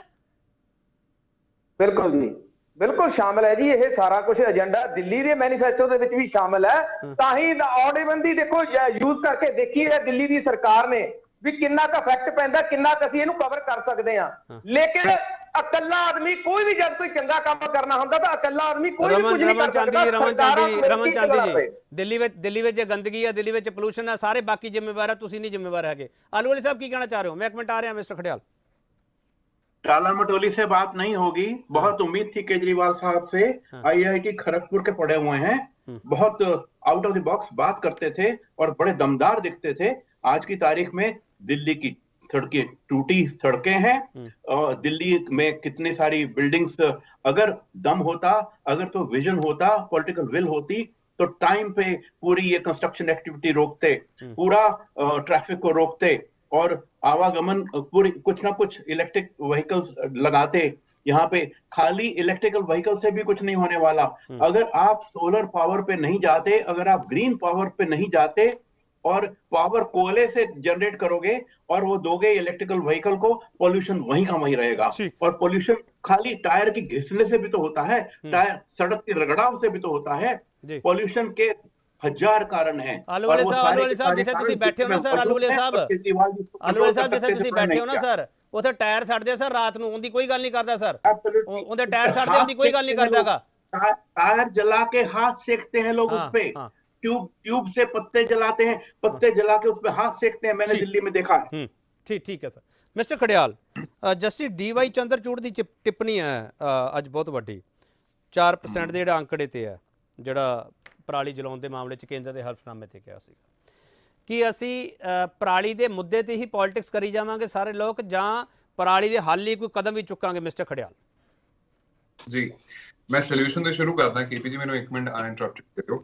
878 ਕਰੋੜ ਰੁਪਏ ਜਿਹੜਾ ਪੰਜਾਬ ਸਰਕਾਰ ਨੇ ਐਕਸ਼ਨ ਪਲਾਨ ਉੱਤੇ ਲਾਇਆ। ਦੂਜਾ, ਉਹਦੀ ਪਹਿਲੀ instalment has already been paid also. ਤੀਜਾ, 11 ਬਾਇਓਮਾਸ ਪਾਵਰ ਪ੍ਰੋਜੈਕਟਸ 97.5 ਮੈਗਾਵਾਟ ਦੀ ਕਪੈਸਿਟੀ ਦੇ ਲਾਏ ਗਏ, ਨਾਲੇ 75,000 ਸਪੈਸ਼ਲ ਇਕਵਿਪਮੈਂਟ ਜਿਹੜਾ ਉਹ ਕਿਸਾਨਾਂ ਨੂੰ ਦਿੱਤਾ ਗਿਆ। ਹੁਣ there is always room for betterment। ਮੈਂ ਨਹੀਂ ਕਹਿੰਦਾ ਕਿ we are perfect at it, but ਅਸੀਂ ਕੋਸ਼ਿਸ਼ ਕਰ ਰਹੇ ਕਿ ਹਰੇਕ ਵਿਅਕਤੀ, ਹਰੇਕ ਇੰਡੀਵਿਜੂਅਲ, ਦੇਖੋ ਪਟਾਕੇ ਚਲਾਉਣ ਨਾਲੋਂ ਜੇ ਦੀਵੇ ਚਲਾ ਲਏ, ਠੀਕ ਹੈ, ਘਰੇ ਆਪਣਾ ਖੁਸ਼ੀਆਂ ਮਨਾ ਲਈ, 2-4 ਹੱਸ ਕੇ ਗੱਲਾਂ ਕਰ ਲੈਣ, that is way better, ਕਿਉਂਕਿ ਪੋਲਿਊਟ ਕਰ ਰਹੇ ਹੋ ਪੂਰਾ এনवायरमेंट, ਆਉਣ ਵਾਲੀ ਜਨਰੇਸ਼ਨ ਸਿਲੈਕਟ ਹੋ ਰਹੀਆਂ। ਸੋ ਸਾਡੀ ਅਪੀਲ ਇਹੀ ਹੈ ਹਰੇਕ ਇੰਡੀਵਿਜੂਅਲ, ਪੰਜਾਬ ਦੇ ਨੂੰ, ਹਰਿਆਣਾ ਦੇ ਨੂੰ, ਪੂਰੇ ਹਿੰਦੁਸਤਾਨ ਦੇ ਨੂੰ, ਕਿ ਤੁਸੀਂ ਆਪਦੇ ਲੈਵਲ ਤੇ ਕੋਸ਼ਿਸ਼ ਕਰੋ ਕਿ ਘੱਟ ਤੋਂ ਘੱਟ ਗੱਡੀਆਂ ਚੱਲਣ, ਘੱਟ ਤੋਂ ਘੱਟ ਕ੍ਰੈਕਰਸ ਚੱਲਣ, ਪਟਾਕੇ ਚੱਲਣ, ਤੇ ਆਪਾਂ ਵੱਧ ਤੋਂ ਵੱਧ এনवायरमेंट ਨੂੰ ਸੇਵ ਕਰ ਸਕੀਏ। ਦੂਜਾ, ਹੁਣ ਮੈਂ ਇੱਕ ਐਕਸਪੋਜ਼ ਕਰ ਦੇਣਾ ਚਾਹਣਾ ਆਮ ਆਦਮੀ ਪਾਰਟੀ ਨੂੰ। ਦੇਖੋ, ਇਹਨਾਂ ਨੇ ਇੱਕ ਐਫੀਡੇਵਿਟ ਦਿੱਤਾ, ਉਹ ਐਫੀਡੇਵਿਟ ਦੇ ਵਿੱਚ ਇਹਨਾਂ ਨੇ ਮੇਜਰ ਕਾਜ਼ ਦੱਸਿਆ ਸਟਬਲ ਬਰਨਿੰਗ, ਪਰਾਲੀ ਸਾੜਨਾ, ਤੇ ਨਾਲੇ ਉਹ ਐਫੀਡੇਵਿਟ ਸੀਗਾ ਫਾਰਮਰਸ ਬੈਸ਼ਿੰਗ। ਇਹ ਮੈਂ ਨਹੀਂ, ਇਹ ਸੁਪਰੀਮ ਕੋਰਟ ਦੇ ਜੱਜ ਸਾਹਿਬ ਨੇ ਕਿਹਾ। ਨਾਲੇ ਇਹਨਾਂ ਨੇ এনवायरमेंट ਲਈ 1286 ਕਰੋੜ ਰੁਪਏ ਇਕੱਠਾ ਕੀਤਾ ਆਮ ਆਦਮੀ ਪਾਰਟੀ ਨੇ ਦਿੱਲੀ ਦੇ ਵਿੱਚ। 970 ਕਰੋੜ ਰੁਪਇਆ ਤਾਂ ਇਹਨਾਂ ਨੇ ਕੱਲੀ ਐਡਸ ਤੇ ਲਾਤਾ, ਤੇ ਬਾਕੀ ਪਤਾ ਨਹੀਂ। ਤੇ ਸੁਪਰੀਮ ਕੋਰਟ ਜੱਜ ਸਾਹਿਬ ਨੇ ਝਿੜਕਿਆ ਇਹਨਾਂ ਨੂੰ, ਨਾਲੇ ਕਿਹਾ ਵੀ ਜੇ ਇਹੀ ਲੇਮ ਐਕਸਕਿਊਜ਼ਸ ਦਓਗੇ ਤਾਂ ਸਾਨੂੰ ਆਡਿਟ ਕਰਨਾ ਪੈਣਾ ਤੁਹਾਡੀ ਕਮਾਈ ਤੇ ਤੁਹਾਡੇ ਖਰਚੇ। ਦੂਜਾ, ਕੇਜਰੀਵਾਲ ਸਾਹਿਬ ਨੇ ਪੂਰੀ ਦੁਨੀਆ ਮੂਰੇ ਪੰਜਾਬ ਨੂੰ, ਪੰਜਾਬ ਦੇ ਕਿਸਾਨਾਂ ਨੂੰ ਡਿਫੇਮ ਕੀਤਾ, ਉਹਨਾਂ ਨੂੰ ਮਾਫੀ ਮੰਗਣੀ ਚਾਹੀਦੀ, ਬਿਕੋਜ਼ ਪਰਾਲੀ ਮਿਸਟਰ ਖੜਿਆਲ, ਦਿੱਲੀ ਸਰਕਾਰ ਦਾ ਤੁਸੀਂ ਦੱਸਤਾ, ਪੰਜਾਬ ਸਰਕਾਰ ਨੂੰ ਜਿਹੜੇ ਸਵਾਲ ਕੀਤੇ ਸੁਪਰੀਮ ਕੋਰਟ ਨੇ ਉਹਦਾ ਤੁਸੀਂ ਜ਼ਿਕਰ ਹੀ ਨਹੀਂ ਕਰਦੇ। ਪੰਜਾਬ ਸਰਕਾਰ ਨੂੰ ਪੁੱਛਿਆ, ਜਦੋਂ ਤੁਹਾਡੇ ਤੋਂ ਸਵਾਲ ਕੀਤਾ ਗਿਆ ਤੁਸੀਂ ਕਿਹਾ ਕਿ ਅਸੀਂ ਦਿੱਲੀ NCR ਵਿੱਚ ਨਹੀਂ ਹੁੰਦੇ, ਉਹ ਕਹਿੰਦਾ, ਉਹਨਾਂ ਨੇ ਪੁੱਛਿਆ ਵੀ ਤੁਸੀਂ ਕਿਸਾਨਾਂ ਲਈ ਕੀ ਕੀਤਾ, ਪਰਾਲੀ ਸਾਂਭਣ ਲਈ ਕੀ ਕੀਤਾ, ਉਹਦਾ ਕੀ ਜਵਾਬ ਦਿਓਗੇ ਤੁਸੀਂ? KP ਜੀ, ਮੈਂ ਤੁਹਾਨੂੰ ਆਪਣਾ ਸਟਾਰਟਿੰਗ ਦੇ ਵਿੱਚ ਜਵਾਬ ਦਿੱਤਾ ਹੈ ਕਿ 878 ਕਰੋੜ ਰੁਪਏ ਐਕਸ਼ਨ ਪਲਾਨ, ਫਰਟੀਲਾਈਜ਼ਰਸ ਦਿੱਤੇ, ਅਸੀਂ ਸਬਸਿਡੀ ਦਿੱਤੀ, ਅਸੀਂ ਮੁਆਵਜ਼ਾ ਦਿੱਤਾ ਕਿਸਾਨਾਂ ਨੂੰ, ਅਸੀਂ ਆਪਦੇ ਵੱਲੋਂ ਜੋ ਸਹਾਇਤਾ ਕਰ ਰਹੇ ਹਾਂ, but there is always room for betterment. ਮੈਂ ਨਹੀਂ ਕਹਿੰਦਾ ਪਰਫੈਕਟ ਹੈ, ਅੱਗੇ ਵੀ ਜ਼ੋਰ ਲਾਵਾਂਗੇ, ਤੋਂ ਬਿਹਤਰ ਜ਼ੋਰ ਲਾਵਾਂਗੇ। ਚਲੋ ਮਿਸਟਰ ਧਾਲੀਵਾਲ, ਕੁਲਦੀਪ ਧਾਲੀਵਾਲ, ਤੁਸੀਂ ਇਹ ਕਹਿ ਕੇ ਸਿਆਸਤ ਕਰਦੇ ਪਏ ਹੋ ਕਿ ਦਿੱਲੀ ਦੀ ਸਰਕਾਰ ਨੇ ਦੇਖਣਾ ਸੀ, ਆਮ ਆਦਮੀ ਪਾਰਟੀ ਸਰਕਾਰ ਨੇ ਦੇਖਣਾ ਸੀ। ਸਰਹੱਦ ਦੀ ਸਰਕਾਰ ਤੁਹਾਡੇ ਕੋਲੇ ਵੀ ਹੈ ਧਾਲੀਵਾਲ ਸਾਹਿਬ, ਤੁਸੀਂ ਭੁੱਲ ਜਾਂਦੇ ਹੋ।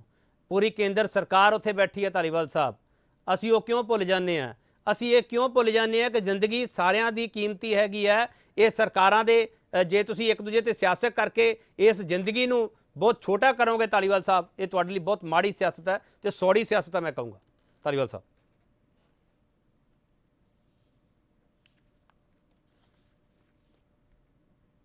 ਧਾਲੀਵਾਲ ਸਾਹਿਬ, ਮੇਰੀ ਆਵਾਜ਼ ਪਹੁੰਚ ਰਹੀ ਹੈ? हेलो, हाँ जी, माफी चाहना, मेरी आवाज ठीक है जी? हाँ, बोलो बोलो बोलो मिस्टर धालीवाल, बोलो। ਮੈਨੂੰ ਥੋੜਾ ਜਿਹਾ ਸਵਾਲ ਰਿਪੀਟ ਕਰ ਦਿਓ ਵਿੱਚੋਂ। ਮੈਂ ਤਾਂ ਇਹ ਕਹਿ ਰਿਹਾ ਸੀਗਾ ਤੁਸੀਂ ਇੱਕ ਦੂਜੇ ਤੇ ਸਿੱਟ ਕੇ ਸਾਰਾ ਕੁਝ ਹੈ ਜਿਹੜਾ ਆਮ ਬੰਦੇ ਦੀ ਜ਼ਿੰਦਗੀ ਨੂੰ ਆ ਬਹੁਤ ਮਨਫੀ ਕਰਕੇ ਦੇਖ ਰਹੇ ਹੋ, ਸੌੜੀ ਸਿਆਸਤ ਕਰਦੇ ਪਏ ਤੁਸੀਂ ਲੋਕ। ਧਾਲੀਵਾਲ ਸਾਹਿਬ ਨਹੀਂ ਦੇਖੋ, ਸਿਆਸਤ ਦੇ ਇੱਕ ਦੂਜੇ ਤੇ ਇਲਜ਼ਾਮ ਲਾਉਣ ਦਾ ਮਤਲਬ ਇਹ ਨਹੀਂ ਹੁੰਦਾ ਕਿ ਆਪਾਂ ਜਿਹੜਾ ਆਮ ਬੰਦੇ ਨੂੰ ਮਨਫੀ ਕਰਦੇ ਆ। ਗੱਲ ਜ਼ਿੰਮੇਵਾਰੀਆਂ ਦੀ ਹੁੰਦੀ ਹੈ। ਜੋ ਕੇਂਦਰ ਦੀ ਜ਼ਿੰਮੇਵਾਰੀ ਉਹ ਕੇਂਦਰ ਨੇ ਨਿਭਾਉਣੀ ਹੈ, ਜੋ ਰਾਜ ਸਰਕਾਰਾਂ ਦੀ ਜ਼ਿੰਮੇਵਾਰੀ ਉਹ ਰਾਜ ਸਰਕਾਰਾਂ ਨੇ ਨਿਭਾਉਣੀ ਹੈ। ਜਿਵੇਂ ਖੜਿਆਲ ਸਾਹਿਬ ਨੇ ਹੁਣੇ ਗੱਲ ਰੱਖੀ ਹੈ ਕਿ ਸਾਡੇ ਕੋਲੇ ਫੰਡ ਆਏ, ਹੁਣ ਕੇਂਦਰ ਨੇ 232 ਕਰੋੜ ਇਹਨਾਂ ਨੂੰ 35 ਕਰੋੜ ਹੁਣੇ ਦਿੱਤਾ ਹੈ ਪਰਾਲੀ ਦਾ ਪ੍ਰਬੰਧਨ ਕਰਨ ਲਈ। ਉਹਦੇ ਚੋਂ ਪਹਿਲੀ ਕਿਸ਼ਤ ਇਹਨਾਂ ਨੇ ਜਾਰੀ ਕੀਤੀ, ਬੜੀ ਲੇਟ ਲਤੀਫੀ ਨਾਲ ਕੀਤੀ, ਚਲੋ ਦੇਰ ਆਏ ਦਰੁਸਤ ਆਏ, ਇਹਨਾਂ ਨੇ ਆਪਦਾ ਕੰਮ ਸ਼ੁਰੂ ਕੀਤਾ। ਪਰ ਜੇ ਟਾਈਮ ਸਿਰ ਕੀਤਾ ਹੁੰਦਾ ਲੜਾਈ ਛੱਡ ਕੇ ਤਾਂ ਆਪਾਂ ਬਹੁਤ ਜਲਦੀ, ਜੇ ਕੋਆਪਰੇਟਿਵ ਸੁਸਾਇਟੀਆਂ ਕੋਲੇ ਮਸ਼ੀਨਾਂ ਪਹੁੰਚ ਜਾਂਦੀਆਂ, ਕੋਆਪਰੇਟਿਵ ਸੁਸਾਇਟੀਆਂ ਕੋਲੇ ਜਲਦੀ ਮਤਲਬ ਕਿ ਪਰਾਲੀ ਦਾ ਪ੍ਰਬੰਧਨ ਹੋ ਜਾਂਦਾ ਤਾਂ ਸ਼ਾਇਦ ਇਹ ਸਮਾਂ ਨਾ ਆਉਂਦਾ। ਔਰ ਮੈਂ ਇੱਕ ਹੋਰ ਚੀਜ਼ ਵੀ ਦੇਖੀ ਹੈ ਕਿ ਜਿਹੜਾ ਉਹ ਪਰਾਲੀ ਦਾ ਪ੍ਰਬੰਧਨ ਕਰਨ ਤੋਂ ਬਾਅਦ ਵੀ ਕਿਸਾਨ ਜਿਹੜੇ ਹੈਗੇ ਆ ਉਹ ਅੱਗ ਲਾਉਂਦੇ ਆ, ਉਹਦੇ ਤੇ ਵੀ ਕੋਈ ਅਵੇਅਰਨੈਸ ਮੈਂ ਖੜਿਆਲ ਸਾਹਿਬ। ਬੋਲੋ ਮਿਸਟਰ ਧਾਲੀਵਾਲ ਬੋਲੋ। हाँ चलो मैं वापस आया ना तुहाडे कोल, मैनूं लगदा तुसीं डिसकनैक्ट हो गए हो। एक छोटा ब्रेक लवांगे, ब्रेक तो वापस आवांगे।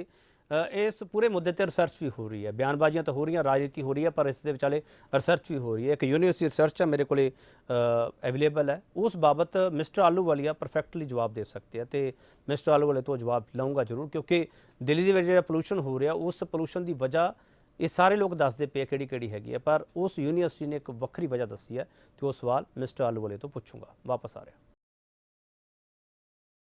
सरकारां ते सुप्रीम कोर्ट ਦੀਆਂ ਤਲਖ ਟਿੱਪਣੀਆਂ ਤੋਂ ਬਾਅਦ ਕੀ ਬਦਲੇਗਾ।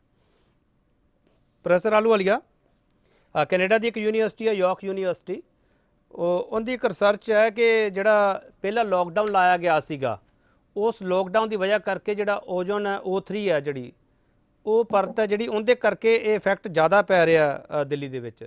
ਤੁਸੀਂ ਇਸ ਨਾਲ ਇਤਫਾਕ ਰੱਖਦੇ ਹੋ ਇਸ ਰਿਸਰਚ ਨਾਲ ਪ੍ਰੋਫੈਸਰ ਆਲੂਵਾਲੀਆ, ਜੇ ਤੁਹਾਨੂੰ ਇਸ ਬਾਰੇ ਇਲਮ ਹੈ ਤਾਂ?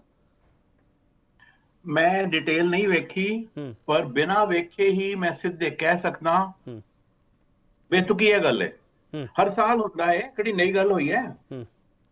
हिंदुस्तान दी कैपिटल दुनिया दा मोस्ट पोल्यूटेड शहर कहा जाए, मैनूं पता नहीं रैंकिंग 1 है कि 2 है साडी, पर थल्ले नहीं हो सकती साडी रैंकिंग। जे साडे देश दी राजधानी विच कोई आन तो डरे, आए तो छुट्टी लेके नस जाए। ਸਾਡੇ ਆਪਣੇ ਇੰਡੀਅਨਸ ਇੱਥੇ ਐਕਸਪੈਟ ਹੋ ਕੇ ਪੋਸਟਿੰਗ ਤੇ ਨਾ ਆਣ, ਜਿਹੜੇ ਇੱਥੇ ਰਹਿੰਦੇ ਨੇ ਉਹਨਾਂ ਨੂੰ ਇਹ ਖਤਰਾ ਰਹੇਗਾ ਕਿ ਜੇ ਪੂਰੀ ਜ਼ਿੰਦਗੀ ਇੱਥੇ ਕੱਟੀ 10-15 ਸਾਲ ਉਮਰ ਘਟ ਜਾਏਗੀ। ਪਹਿਲੇ ਕਹਿੰਦੇ ਸੀਗੇ ਮੇਰੇ ਖਿਆਲ ਚ ਉਹ 15 ਸਾਲ ਹੁਣ 20 ਤੇ 25 ਤੇ 30 ਸਾਲ ਹੋ ਜਾਣਾ ਹੈ। ਐਵਰੇਜ ਉਮਰ ਜੋ ਹੈ ਇੱਥੇ ਰਹਿਣ ਵਾਲੇ ਦੀ ਉਹੀ 30-35-40 ਸਾਲ ਰਹਿ ਜਾਣੀ ਹੈ। ਤੇ ਇਹ ਮੁੱਦਾ should have been a national issue and there could have been lessons learned from it and distributed across the country. Pity is Hindustan में हिंदुस्तान की राजधानी का जहरीली हो जाना कोई इशू ही नहीं है। ये है हमारी देशभक्ति। हम बड़ी देशभक्ति की बात करते हैं, सवेरे शाम देशभक्ति की कस्में खाते हैं हम, यह है हमारी देशभक्ति। हम लोगों ने, हम सारे के सारे अपने देश के दुश्मन बन गए हैं।